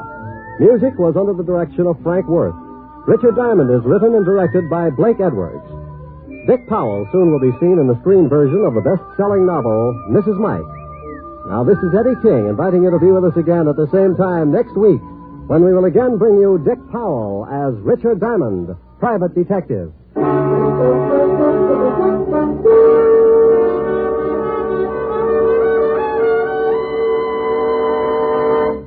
Sunday evening means stellar listening on NBC. Tomorrow, be sure to hear the American theater's foremost acting couple, Alfred Lunt and Lynn Fontanne, in the whimsical comedy The Great Adventure on the Theater Guild on the Air. And for another great adventure in comedy tomorrow, remember to hear the Phil Harris Alice Faye Show. Great entertainment Sundays on NBC. Next, it's Death in the Rain with Maureen O'Hara on NBC.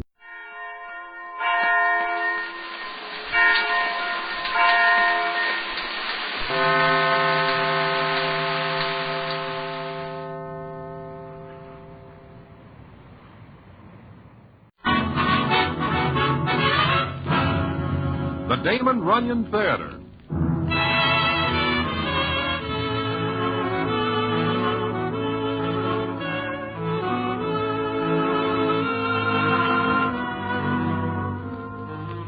Once again, the Damon Runyon Theater brings you another story by the master storyteller, Damon Runyon. And this one, Earthquake. And to tell it to you, here is Broadway. Thanks. One night I am sitting quietly in Good Time Charlie's place on 48, talking with Charlie, when we hear quite a commotion going on outside. I and Charlie listen for a minute, then he says to me, My goodness, That sounds to me like the gendarmes are raiding New York as a whole. Those sounds are getting closer. I wonder who they are after now. It is getting so a citizen has to be careful all. Look who comes in. Oh, mackerel. It is Earthquake. Back way, Charlie. It open? Earthquake, why do you come into my place and draw coppers? Shut up. I want to know, is the back way clear? Yeah. Earthquake, what is the matter? What do you do that sets the coppers playing games with you? How do I know? Might be any one of a dozen things. I got no time to recollect. They are at the back, too, Earthquake. Yeah. Ain't no other way out, is there? Short of cutting a hole in the roof, you are trapped. Me? Not me. Broadway, Charlie, get back out of the way. You are not going to shoot it out. Are you able to think of a better way? Get back. Earthquake, think of the innocent bystander. Nobody gets hurt but coppers. Now stand back and keep out of the road. They're coming in.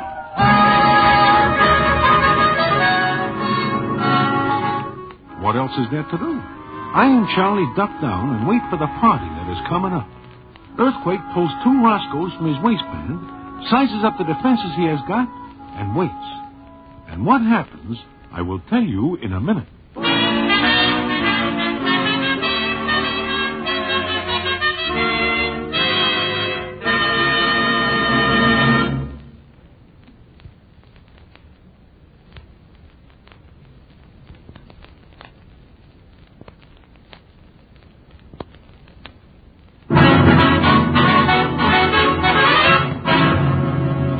And now, back to the Damon Runyon Theater and the famous story, Earthquake.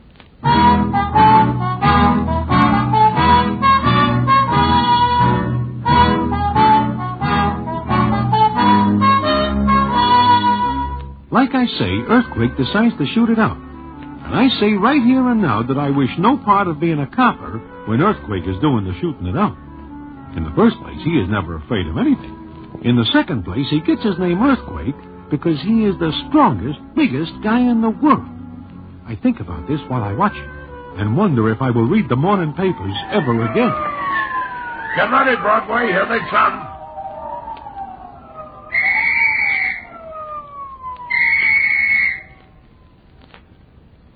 What happens? They go away? Ah, they got a trick up their sleeves. Charlie. What? That alley in back. Where does it go to? It ends up backstage at the theater. Uh-huh. They are figuring out a plan. Okay, so will I. I figure they got more men in front than back. Okay, I will try the back. You are going? I got no chance in here. Goodbye. This'll teach them to round me up. Which way do I run to get to the theater, Charlie? To the right. Okay, now listen. I'm going to fling this door up, and when I do, I'm going out shooting. You 2 duck down, and you'll be all right. This I will have to see. When I count 3. 1, 2, 3. Get out of the way, Captain! He went out the back, that way. Fire, you dopes! Hold your fire! There's a crowd of people at the stage door. He got into that crowd, Lieutenant Brannigan. We didn't have a chance. You hit him? No, sir, but it's Mulcahy, Lieutenant. Okay, bad? I think so, Lieutenant. Over there.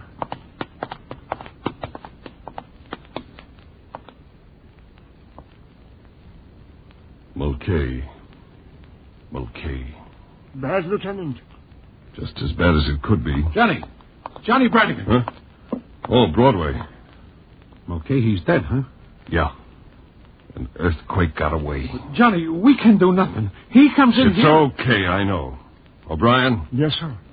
Take care of this, will you? Yes, sir. Mulcahy. A wife and 2 kids, Broadway. Yeah, I know. Killed by a no-good... Charlie. What, Johnny? Where's your phone? Right over there. Thanks. Broadway, New York will be too hot for Earthquake now. He'll leave. He'll get out somehow. But to help me, Hannah, I'm not going to let any other cop in the world get him. I'm going to bring him back myself if I have to turn in my shield and do it on my own. So help me, Mulcahy. And when he says that, Johnny Brannigan's face is not good to look at. is a tough copper at best, but the way he looks then makes me very glad my name is not Earthquake. Well, Johnny leaves after calling in a report, and the next I hear, he is going after Earthquake. The department gives him permission. In fact, they are glad Johnny takes the job, because if anybody can bring back Earthquake, it is him.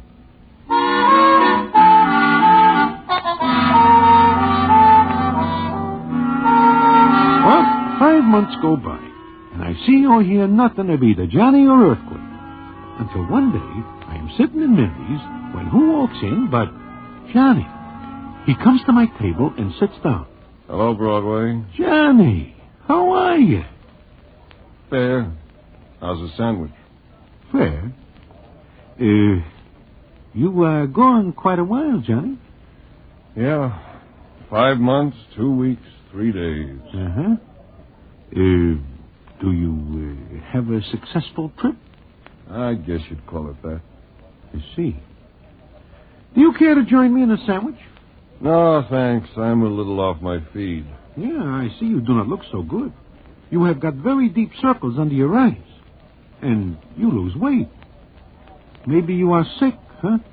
In a way, yeah. Want to hear about it? I will listen. You're wondering about Earthquake. Well, I guess you can say that. I found him. Oh. I read nothing at all about it, Johnny. And I watch the papers every day since you leave. You'd have to read the official reports to get anything. Oh, I see. Where is Earthquake? Central America. Central... Okay, Johnny. If you do not wish to tell me, it is all right. I told you I'd tell you. And I'm telling you. As a civilian. A what? Johnny, you mean you are no longer on the force? I don't know. I have to wait until the chief finishes reading my report. Maybe I'll still have my shield, maybe not. It all depends. On what? On whether they think I got Earthquake or not. Johnny, look, are you going to tell me what happens or not? Sure. Remember much about Earthquake, Broadway? Oh, can I ever forget? He is the strongest guy in the world. Why, I remember the time in the Club 23 when he picks up little Mitzi in one hand and Harry the horse in the other and bangs their heads together like they were nothing but two very small dolls. Uh-huh. I once saw him bend the bars at the jail. Yeah, but why are you asking me all that? Because his strength is the reason I didn't bring him back with me. Johnny, are you or are you not going to tell me the story? Yeah. When I left New York, I got a lead that Earthquake went to New Orleans. I hopped a plane after him. Sure, he went by another name, even dyed his hair and raised a mustache. But there was one thing he couldn't hide, his strength.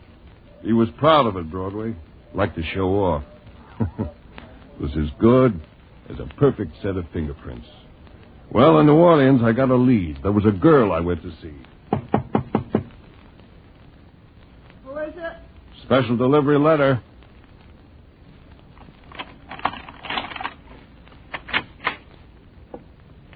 Letter for me? Yeah. Hey, what's the idea? Take it easy. You're not going to get hurt. What do you want? Who are you? Anybody here with you? Sure. Lots of people. Now beat it before I call the cops. You already got one. Take a look.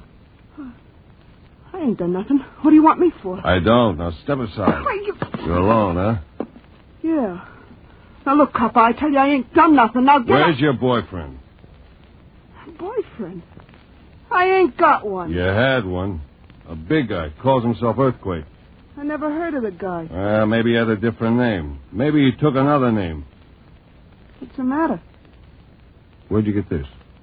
What do you care? Can't arrest me for having a horseshoe in my flat. I know, but this one's bent straight. Do it yourself? Smart guy. Look, the guy who gave you this is wanted for murder. Hey, look, I didn't know the guy at all. He just took me out a couple of times, that's all. And gave you this as a keepsake? Yeah. He was awful strong. Where'd he go? I don't know. All he said was he was going someplace where they could use a muscle man. He said he was going to make a lot of dough. That all he told you? Yeah. Except for one thing. What was that? It wasn't nothing he told me. It was just that he kept trying to learn Spanish. Spanish? Yeah. No, that's all. Honest, I didn't know nothing about it. Okay. Here. This is all you'll ever have left of him.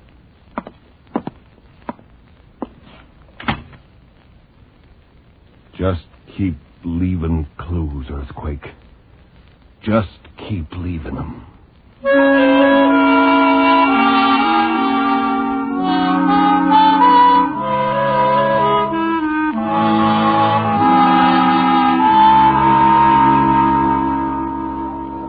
That was my first lead, Broadway. My first good one. You mean that Earthquake keeps trying to learn Spanish and says he's going someplace where they can use a guy like he is? Uh-huh. Yeah, but it still seems to me that you are looking for a needle in a haystack. Or maybe no needle at all. There are a million places Earthquake can go. Sure, I knew that. But I kept on thinking of Mulcahy. That kind of made my brain work better. I got an idea. I went to see a guy at the Federal Building in New Orleans. Federal Building? What for? I had an idea, and the idea was pretty good. Because the guy there told me. I haven't got much to tell you, Lieutenant. As a matter of fact, I'd rather not say anything until given permission. Look, the guy I'm after killed an officer. An officer with a wife and 2 kids. I gotta catch up with him. Well, from what you told me, Brannigan, your friend is heading for Central America. Yeah, why? He's learning to speak Spanish. He said they, whoever they are, could use a good muscle man. A gunman. Yeah. Well, maybe a revolution would be the answer. If he'd get dough out of it, it is the answer. He would. But I'm not at liberty to tell you the country we suspect. However, here's a map of Central America. Now, this country, and this, quite peaceful. But... What's the matter with the one you skipped over? Nothing, yet. But there might be. Very soon. Yeah, I see. Okay, thanks. And you didn't tell me a thing you shouldn't have.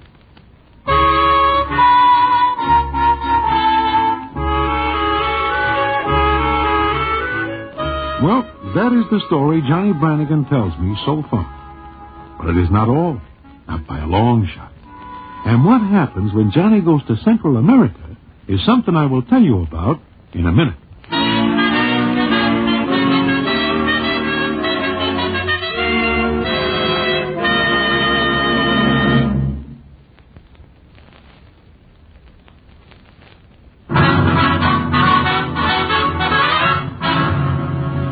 And now, back to the Damon Runyon Theater and the famous story, Earthquake.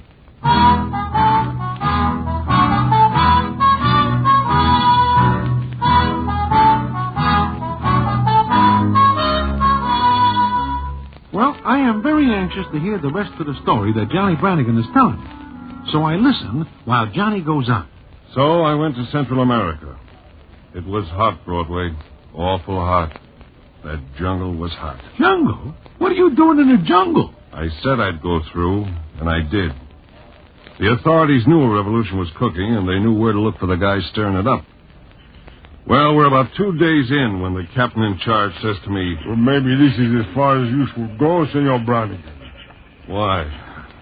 What's the matter? Nothing, Senor, but it might be dangerous. After all, I am responsible for you. Yeah. I got a responsibility, too. You want this man very bad. No es verdad? Yeah, I want him very bad. I see. But if you wait here at this camp... No, I'm going in with you. You do not trust me, senor? Sure. But something might happen to Earthquake before I get to him. And you wish to take him alive, is that it? Captain, there's a very hot seat waiting for him in New York State. I'm saving him for that. Ah, yes, I see. Well, we had better be going then. That's right. I just can't wait to see Earthquake. I just can't wait.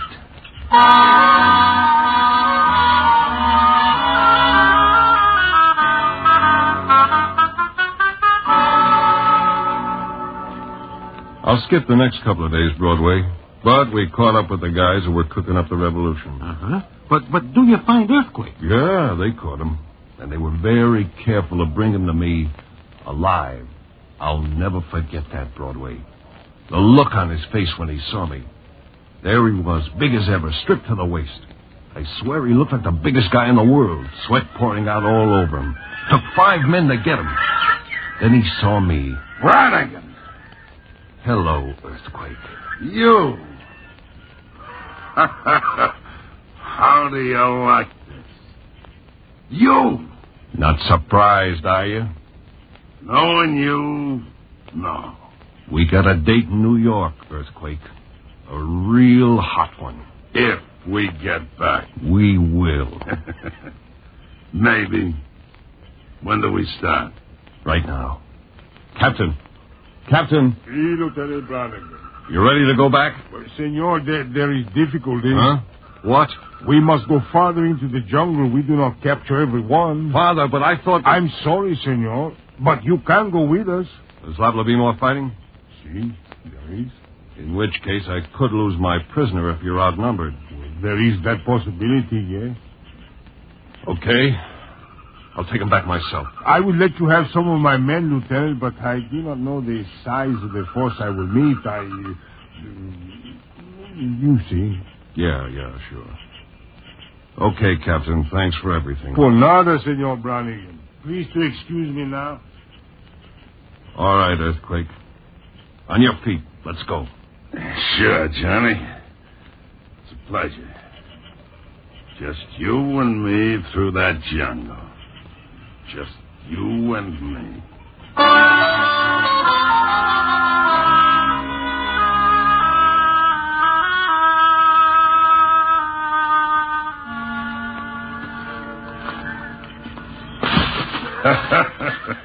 Tough going, Johnny? Keep in front of me. Scared, Johnny? I can always put a hole in your head with this. But you will not do it, Johnny. Because you want to see me in the hot seat. You want to lead me into New York by the nose and be a big hero. Nah. You won't plug me, Johnny. Will you? Keep going. You know, I can walk like this for days. Just days and days. How about you, Johnny? Shut up. Even with handcuffs on, I'm doing better than you.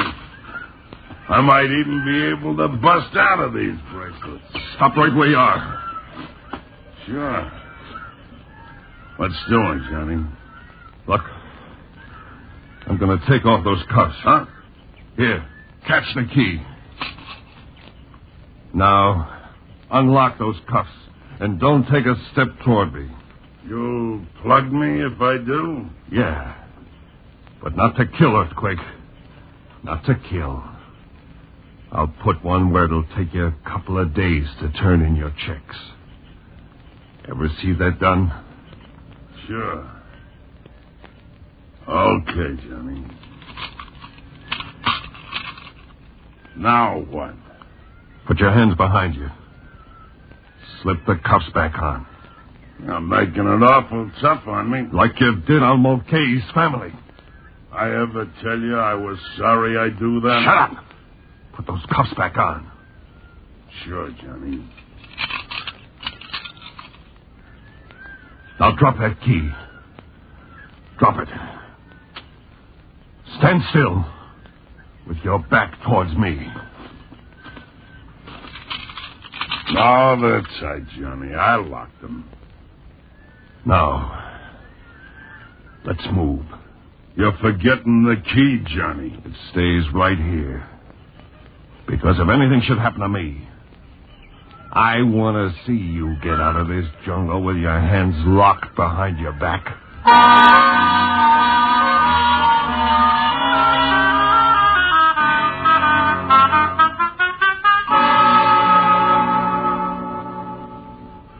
So we moved on, Broadway. Yeah. But go on, Johnny. What happens? For 3 days, we walked through that steam bath. At night, I stayed awake and watched him. What does he do? Sleeps like a baby. And on the 4th day, we got out of the jungle and into a little town. There was a railroad junction there. Well, then you are safe. Your troubles are over. Why, sure. Yeah, but wait a minute. What does happen to Earthquake? You say there is a railroad? Yeah. Well, there wasn't a train due for 2 days. I parked Earthquake in a local jail. It was one of those jails with walls 3 feet thick and the big wood beams across the windows and doors. He was safe there. Then I went to get some sleep. Broadway? I slipped. Then all of a sudden something wakes me up. Senor! Come in. What's the matter? What's going on? He's an earthquake, senor. You must get out of the house. Earthquake? See? Get out, senor. Get out. You will be killed here. The jail. I gotta get to it. Madre de Dios, senor, we will all be killed. Come on, I gotta get to that jail. We will all be killed. This way, out into the street. Okay. Stay out in the open. You'll be all right. No, do not leave me, senor. Do not leave me. All right, come on. The jail is this way. I know. We're just a few more steps. Well, out of bed early, ain't you, Johnny? Where's the jailer? He takes off at the first rumble. Looks like a real welcome for me. Earthquake and all. You're getting out of there. I'll take my chances in here, Johnny. And there ain't no way you can get me out. You're coming out. Yeah? Only if this place busts wide open, and I don't think it will. Look at the railroad tracks, Johnny. All heaved up in the middle. Senor, look. What's the matter with you? The convent. The convent. They will all be killed in there. Convent where? Right across the street, Johnny. Looks like everybody's trapped. Full of children will be killed, all of them. Hey, there are kids in there? Yeah, they're in a bad spot. That doorway's the only way they can get out. It's sagging in right now. Please do something, senor. Do something. I can't do anything. Johnny. Shut up. Look, if that doorway can be held up, there's a chance they'll all get out. But if it caves in, they're trapped. That roof's going to crash in a minute. What can I do about it? Nothing. But a guy with a lot of strength can brace himself against that door and maybe hold it out for a couple of minutes. You think of anybody else big and strong enough to do it? I'm taking you back to New York. Oh, sure. Let the kids and nuns in there all be killed. Okay, I'll sit it out in here, I'd say. Senor, please, look, the door's getting smaller. Shut up. I could hold it up for a couple of minutes, Johnny. You can't get out of that jail. You got a gun, shoot the lock off. No. Them kids in there are going to be smashed to bits, Johnny.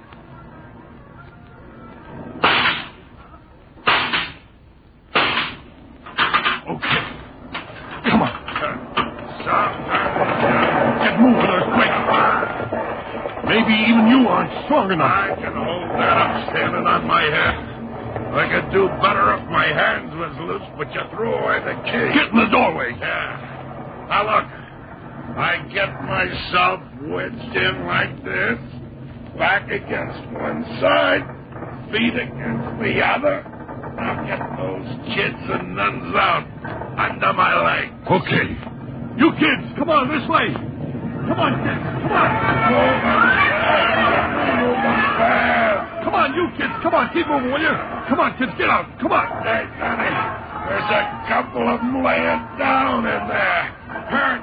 Go in and get them. Kids. Yeah. All right, kids, come on. Up you go. Come on. That's all of them. They're out. There they are. All right, Earthquake. Let's go. Come on. Are you kidding? What for? Earthquake, come on, I said.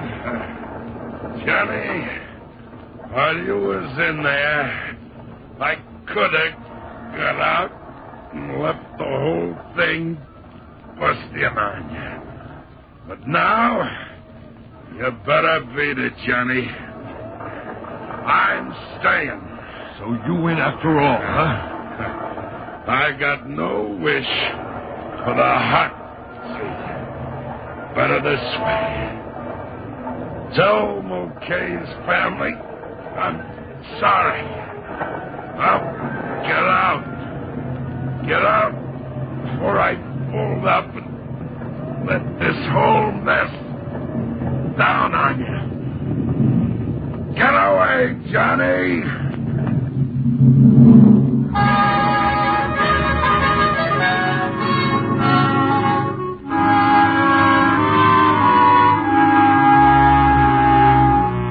Well, that is the story that Johnny Brannigan tells me. But the story is not finished yet. And how it ends, I will tell you in a minute.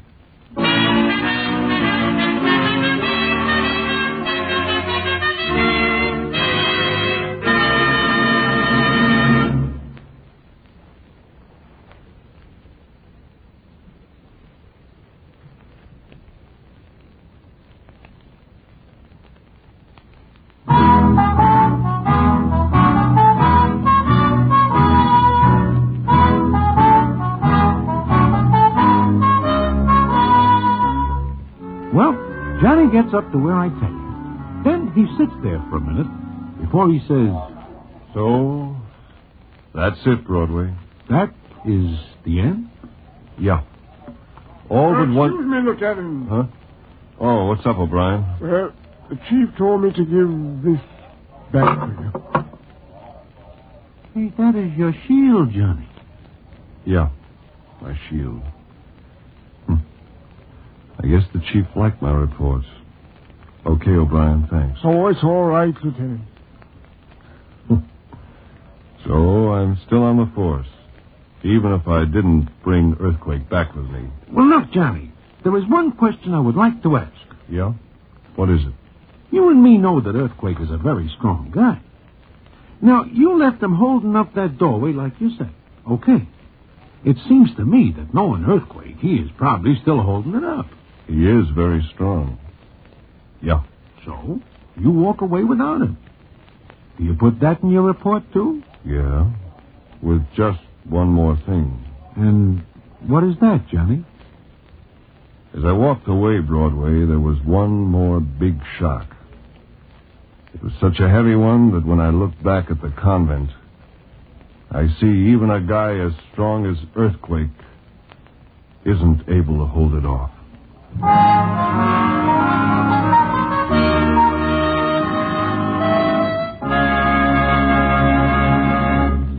And so ends the famous Damon Runyon story, Earthquake. Listen in again next week for the Damon Runyon Theater.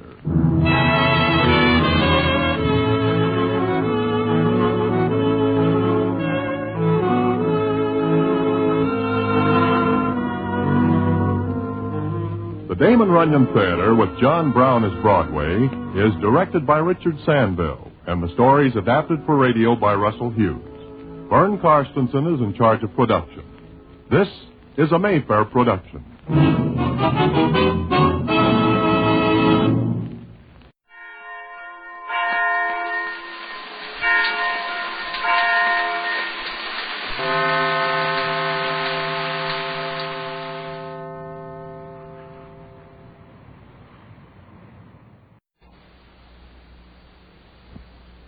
The Irene Dunn, Fred McMurray Show. Starring Irene Dunn as Susan and Fred McMurray as George. Together in a gay, new, exciting comedy adventure, Bright Star.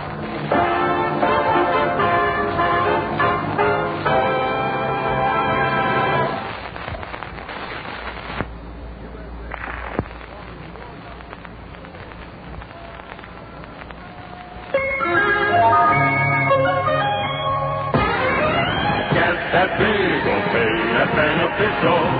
Get that big okay for cash today. Just pick up your phone and make a call for cash. The Beneficial way, it's the smart way, the right way too. When you want cash, here's the thing to do. Get that big okay at Beneficial. Get that big okay. When you want cash to clean out bills, buy things, make home improvements, you name it, just call Beneficial Finance. You pick the terms, you pick the payments. So call Beneficial and get that big okay. Beneficial Finance Company.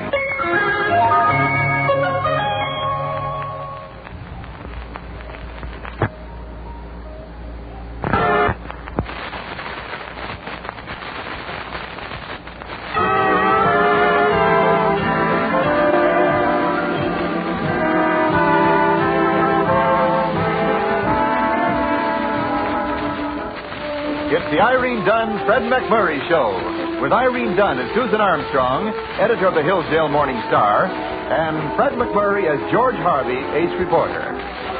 A corny song has it that when it's nighttime in Italy, it's Wednesday over here. Well, when it's morning in Hillsdale, it's early afternoon in Glasgow, Scotland. In the cable office in Glasgow, a crisp and elderly Scot is sending a cablegram. We can hardly understand a word he says. Can you?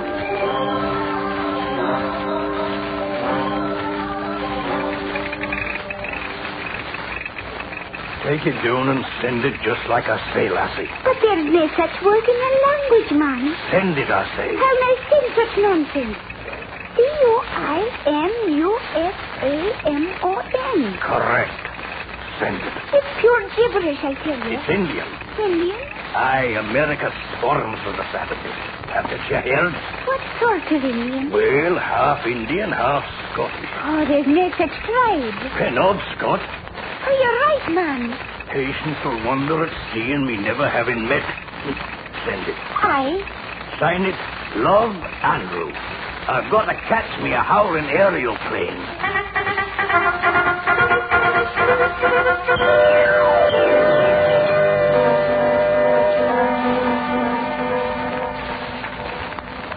Hugh Noose Armand. Hugh Noose. Love Andrew. Nope. Louis Noose Armand. Love Andrew. Hugh Innes Amo N. Love Andrew. Patient, are you sure this cablegram's for you? It says. Well, who is Love Andrew? Search me. P1394. There's no such word. Something is gravely loused up someplace. Let's call George at the office. Let him try. It doesn't make sense. That's why let's call George.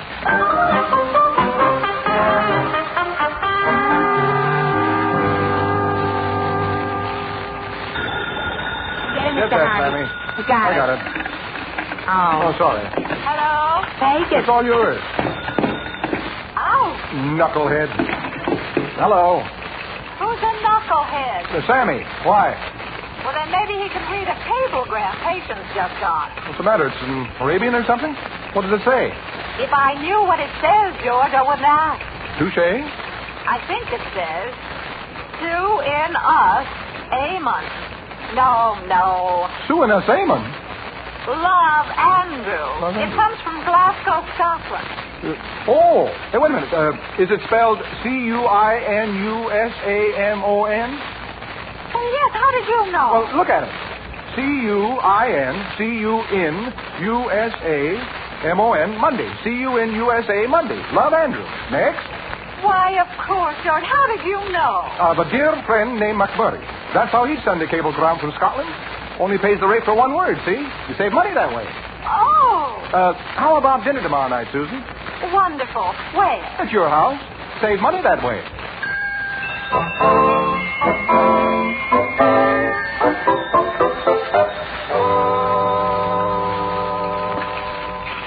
Love Andrew. Love. You may take my place, Patience. Mine too, Patience. Love Andrew. Well, what's for dessert? A soulful souffle. Love Andrew. Patience, stop that muttering. Andrew. Love Andrew. Must be Mother's Day. Andrew. Patience. Great Scott. You said it. Douglas Andrew Donald Bain McLeod. That whole armful of my best china. Oh, I got my hands full with Scotland now. Oh, woe is me. Oh, Patience, what is this? You don't look well. Why should I? I'm dead. Here, sit down. Now it comes to me like a belt from the blue. You mean Andrew? What am I going to do? Sweep up these broken dishes for a starter. Wait until Andrew McLeod finds out his last relative is nothing but a housekeeper in the land of promise. Well, now, what's wrong with being a housekeeper? Andrew McLeod, one of the most distinguished Dutchmen in the business. Why, in Glasgow, the sun rises and sets in that man. Well, maybe he can enjoy lunch in peace anyway. He's a distant uncle by marriage. My folks, rest their souls, used to tell Sir Andrew I was a big operator in the USA. Sir Andrew? In a democracy, Patience, your vote is as big as the boss's. Yeah, you tell that to his lordship. His lordship? At least. Pretty big gun in Glasgow, eh? And loaded. You mean rich? Rolling. And here I am, his nearest of kin, weaving my broken way to the almshouse. What am I going to do? First, why don't you sweep up these busted dishes? Then execute your other duties with pride and dignity. Oh, sure. Here's my only remaining relative, rich as the mint, coming across. Only when he finds out I'm the hired help, he won't come across. What would you do in my place? Well, You would? Well, what would you do in my place? Tell me. Set me straight. No. What would you do in my place? That's the point. Huh? Patience, you be the lady of the manor while your uncle is here, and I'll be the housekeeper. Atta girl, Susan. Bravo. You kidding? I'll be the housekeeper, and George will be the houseman. Bravo. Oh, no. You two wage slaves got references? Oh, now don't you worry about us. Us? Include me out. And it'll be a nice piece of story for the paper when it's over. I won't do it. This is an assignment, Mr. Harvey. Oh, pulling rank on me, huh? Wait a minute. I never allow the hired help to get into deuced rows, you know. Who's going to mind the office while we play Dorothy Burnman of Haddon Hall with pretty patience here? Now, we'll take turns at the office. Well, we'd better take a turn in our little old brains. We've got a screw loose up there, you know. Oh, it'll be an interesting experience. Well, I'm going to like it. Well, whoever is working for whom, get that. I'll get it. Hello? Did you get my cable? McCable? Aye. Who's McCable? McLeod. Oh, are you Mr. McLeod? Sir? Aye, who is this? Miss Susan. I mean, my comp... you mean you're mixed up with I mean, my mix... Here, give me that phone. Oh, just a moment, Mr. McCable. Oh, the help one gets nowadays. Back to the shoes, scullery maid. Hello, Sir Andrew. Sir Andrew? Welcome to the USA, Unc.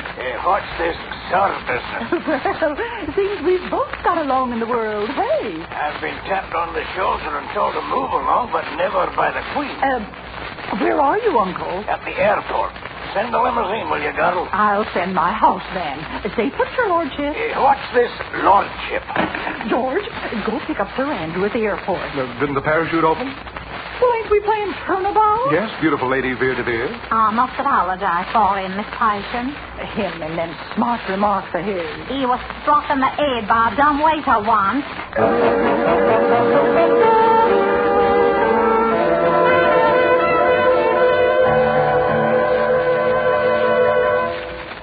Allow me to ignite your pipe, Mr. McLeod. Sir? Thank you, my man. Thank you. You may clear away the tea things, Susan.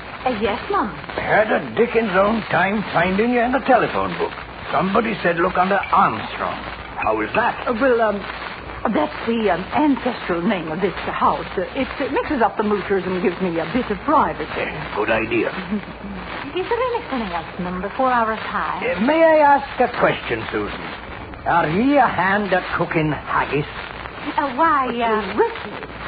Haggis, absolutely our specialty around here. Isn't that so, George? Quite so, ma'am. It's haggis for dinner tomorrow, Susan, and no mistake. Yes, ma'am. You've a genuine Scottish hospitality in the wilds of America here, Patience, me girl. We aim to please, Unc. You're making a bullseye. Of course, Menchie.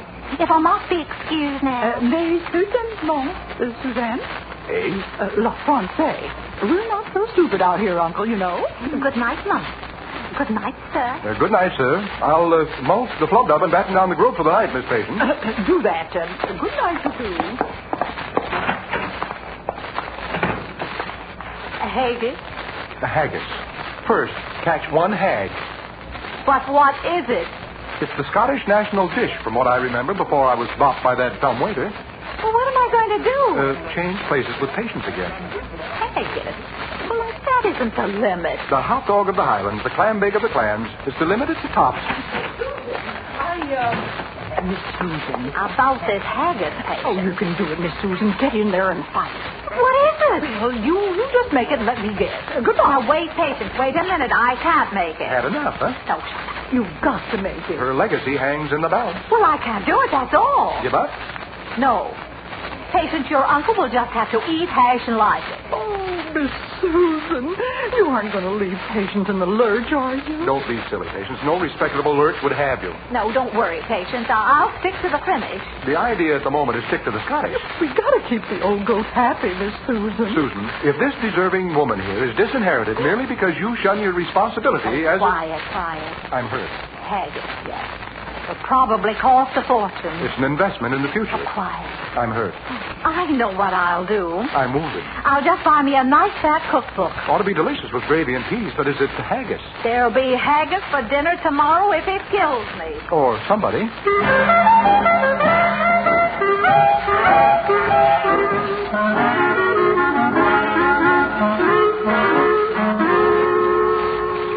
Isn't Miss Armstrong coming in today, Mr. Harvey? Doubt it.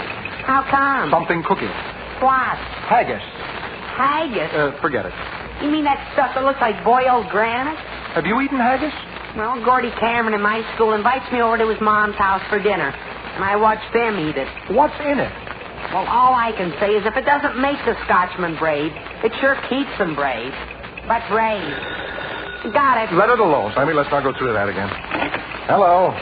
George, do you know what haggis is? All I can say, if it doesn't make the Scotchman brave, It's a concoction of meat and liver and kidneys and other giblets like that, mixed with oatmeal and suet and stuff and cooked in a sheep's stomach. Isn't that pretty rough on the sheep? Now, let's not be jolly. Now, I've been through a harrowing experience. Think of what the sheep is in for. I've been trying to buy the makings all over. All of which's idea was just shake their heads and try to give me a nice soup bone to take home for the dog. What dog? That's just it. They know I haven't got a dog. They're feeling sorry for poor little me and trying to be tactful. Tears brim in their eyes. They hint that maybe I ought to give up trying to edit a newspaper and go to work for somebody else. You have gone to work for somebody else. I've got a bag full of nice, rich soup bones, but no haggis stuff. Well, you'll just have to get back in there and pitch, honey. No. Say la guerre. I won't face those pitying looks anymore. Anyhow, nobody seems to have a sheep's stomach. Have you tried a circus sideshow? Oh. Hello. Susan. Lorna Doone. Neil and Lassie. Alan. Sammy, would Gordy Cameron's mother do cooking, do you think? Would she? She's fresh out of work. What about her husband? Well, she's a widow lady. And out of work, huh? Last I heard. The last you heard, Sammy, she was in line to understudy Miss Susan Armstrong as Highland Lassie in Mutton, Who's Got the Mutton?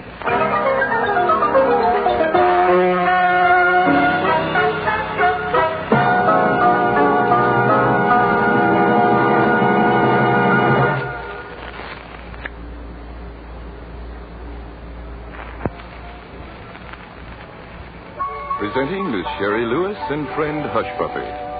Hush, Puppy, may I tell you something? What, Jerry? 80% of learning is seeing. Oh, I see.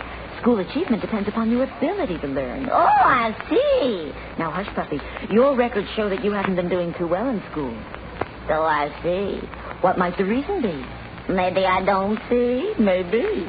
That's why the American Optometric Association recommends a professional vision examination at least once a year.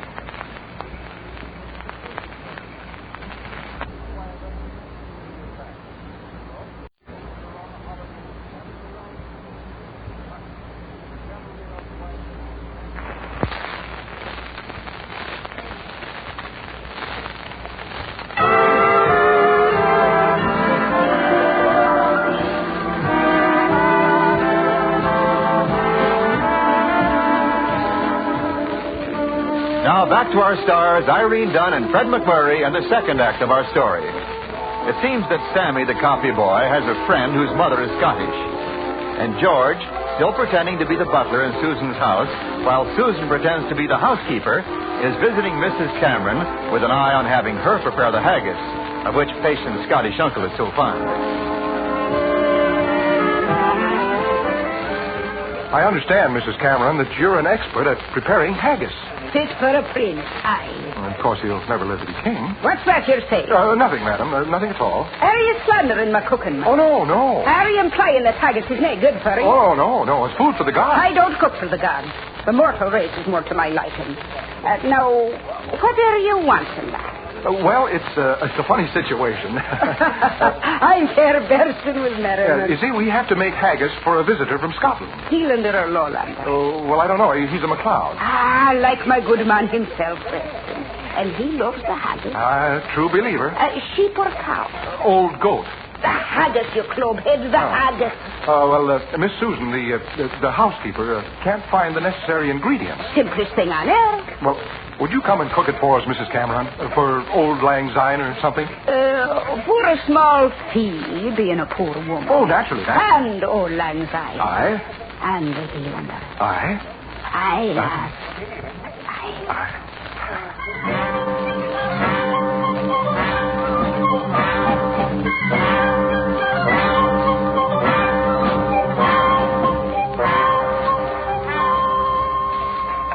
Here you are, Bonnie. Thank you. And the patients will mix the oatmeal with the onion and the syrup. Well, the first time I ever took orders in my own bailiwick. And remember, my reputation as a hostess and heiress are at stake. Steak. What I'd give for a thick, juicy steak. Susan, do you mean we've got to eat this haggis just because Andy MacLeod is infatuated with the stuff? It'll make a man of you, lad. I don't want to be a man at such a price. I want to remain a guileless, healing laddie. Now, don't mimic Bonnie George. Haggis. Andrew MacLeod wants us to dine with him. Never. Well, we have to do it for patients. Aye. Stop mimicking Bonnie. You're not mimicking Bill. It's the irresistible charm of Scotland and us Scots. Aye, Bonnie. Aye.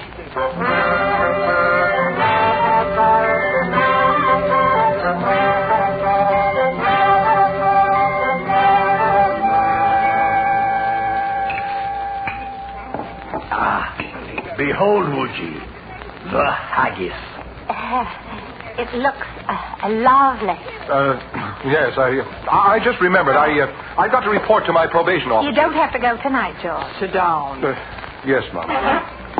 Now, where were we, Unc? The haggis, testimony of our national gift for making the most out of little. In Scotland, we bring the haggis into the dining room with the skirl of the bagpipes. What did you play, a dirge? Eh, George? Well, shall we dig in, folks? Yeah, 6 feet down and bury the stuff. George, leave the table. Thanks. Sit down. I wasn't gone too long, was I? Patience, what on earth ails the poor man? Well, he's in love. Ain't saying who. Dig in, folks. No standing on ceremony here. Well, how is it, sir? Here, sir. Have my share, too. Same here. Nay. Oh, please. I decline. Oh, we insist. You've got to sample the miracle you've wrought, Susan. Oh, me? Go on, Susan. Eat hearty. Dares go first. All together, then, like a toast. To the 45. What's that? 'Tis the date of our great bonny Prince Charles' rebellion against the Hanoverian tyrant. George, stop pressing your teeth. To the 45, then. George, open your eyes. Be a man. Eat. Well, here goes. Pure paradise. How about you, folk? Susan? Goodness. It's good. It's a masterpiece.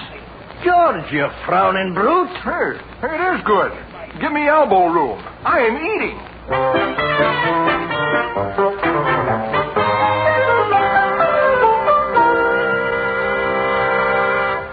Patience, that was a bonny dinner, aye. Hit the spot, all right. Susan, you did marvelous. Nothing to it. Very simple. Yeah, especially at the house. How could we miss? I'm grateful to you, Patience. Swell. Only, you know, it still puzzles me why this place is listed under the name of Armstrong. I cannot for the life of me... Anybody for some after-dinner music? If you sing, and if you sing as bonny as you look, aye. Do you ken Loch Lomond? Specialty of the hour. It's a lovely song. Please sing it, miss. Oh, Bonnie. Come in, Bonnie. Bonnie, this is everybody. Everybody, this is Bonnie. By yon bonny bank and by yon bonny brink, where the sun shines bright on Loch Lomond. Everybody sing. When ye and my true one wherever want to be,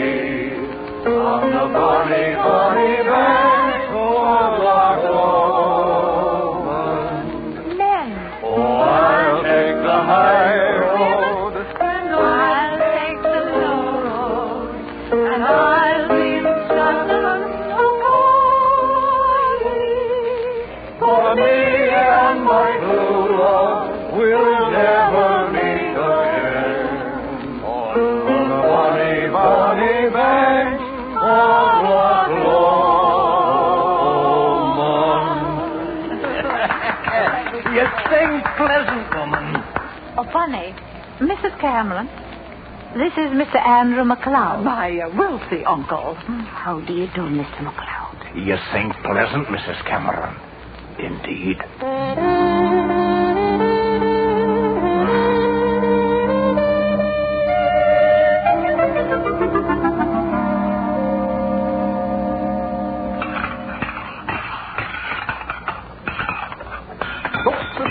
George! One for the road. In 3 days, you've broken 9 dishes. 10. If Patience doesn't come back to the kitchen soon, we'll be eating out of paper plates. Susan, I've been thinking. No remarks. So what? 11.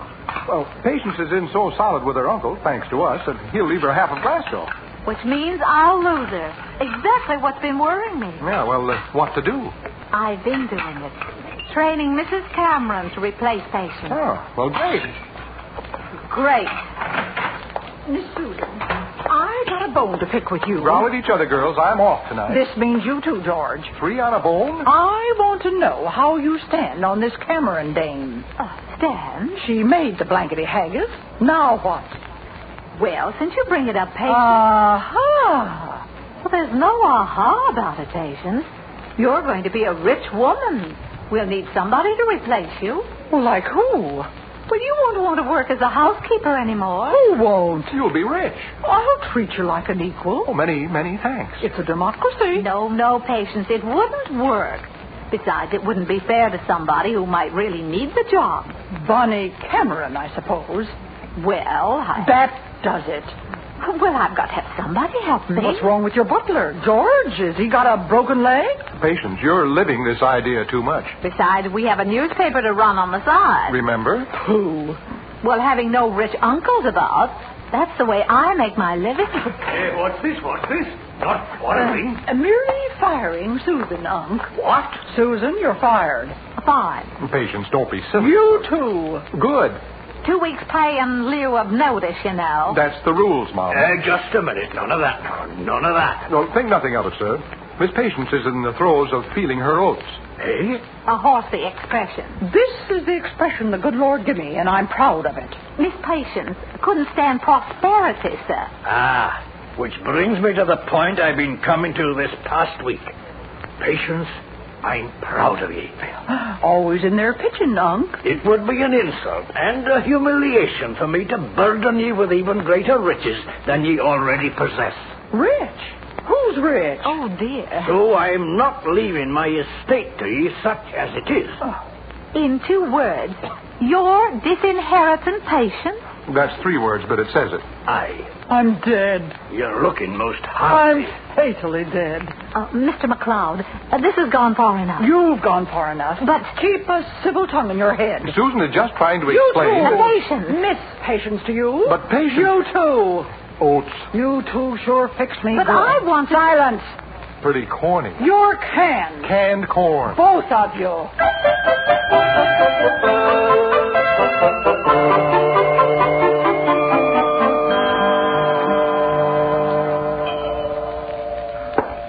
It's a lonely house without them two. Evening, Mom. Miss Susan, George. Yes, ma'am. You sigh it, George. Well, we were thinking, if you'd consider our apology, that... We've been together so long. Yes. Things would never be the same. Leastways with me. Me too. Same here. If you'll allow us to see Mr. McLeod, He's gone. Gone? Where? Scotland. Where's Bonnie? Gone. Where? Scotland. No! Oh, how nice. They'll be in Scotland together. Can we come in now? So you wouldn't have inherited Uncle Andrew's loot anyhow. What? And get thrown out of work? But I had to fire you two before you explained to Andy that I really was a poor woman. Anyway, Anyway. Now, can we come in now?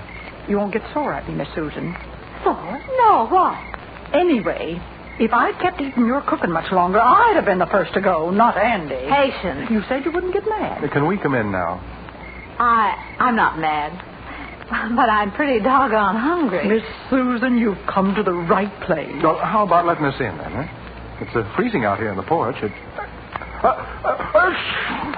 Gesundheit to Mr. Harvey. Oh, bless you, George. Oh, thank you.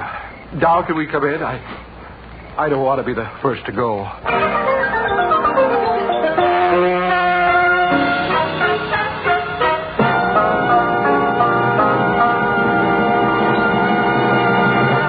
Our stars Irene Dunn and Fred McMurray will be back in just a moment.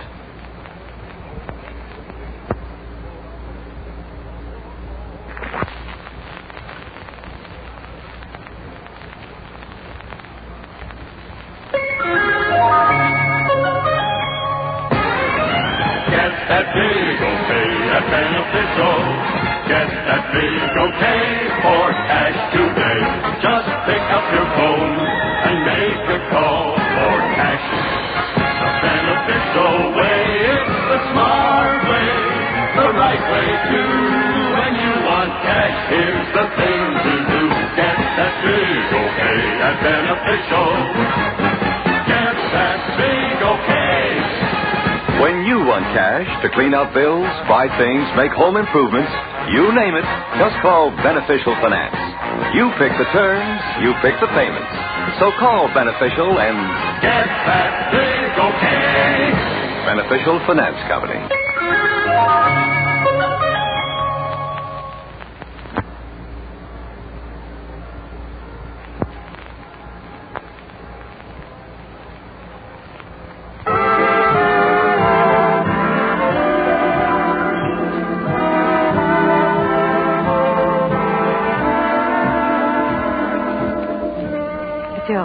Aye?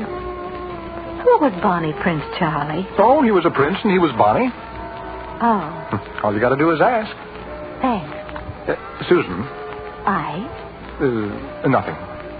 Go ahead. No, just nothing. Sometimes all you got to do is ask. Susan. Yeah. Just ask, George. Well, Susan, would you cook some haggis for me sometime?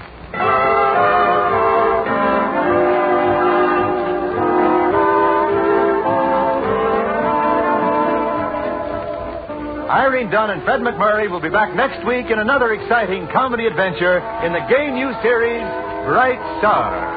This is Wendell Niles inviting you to join us then.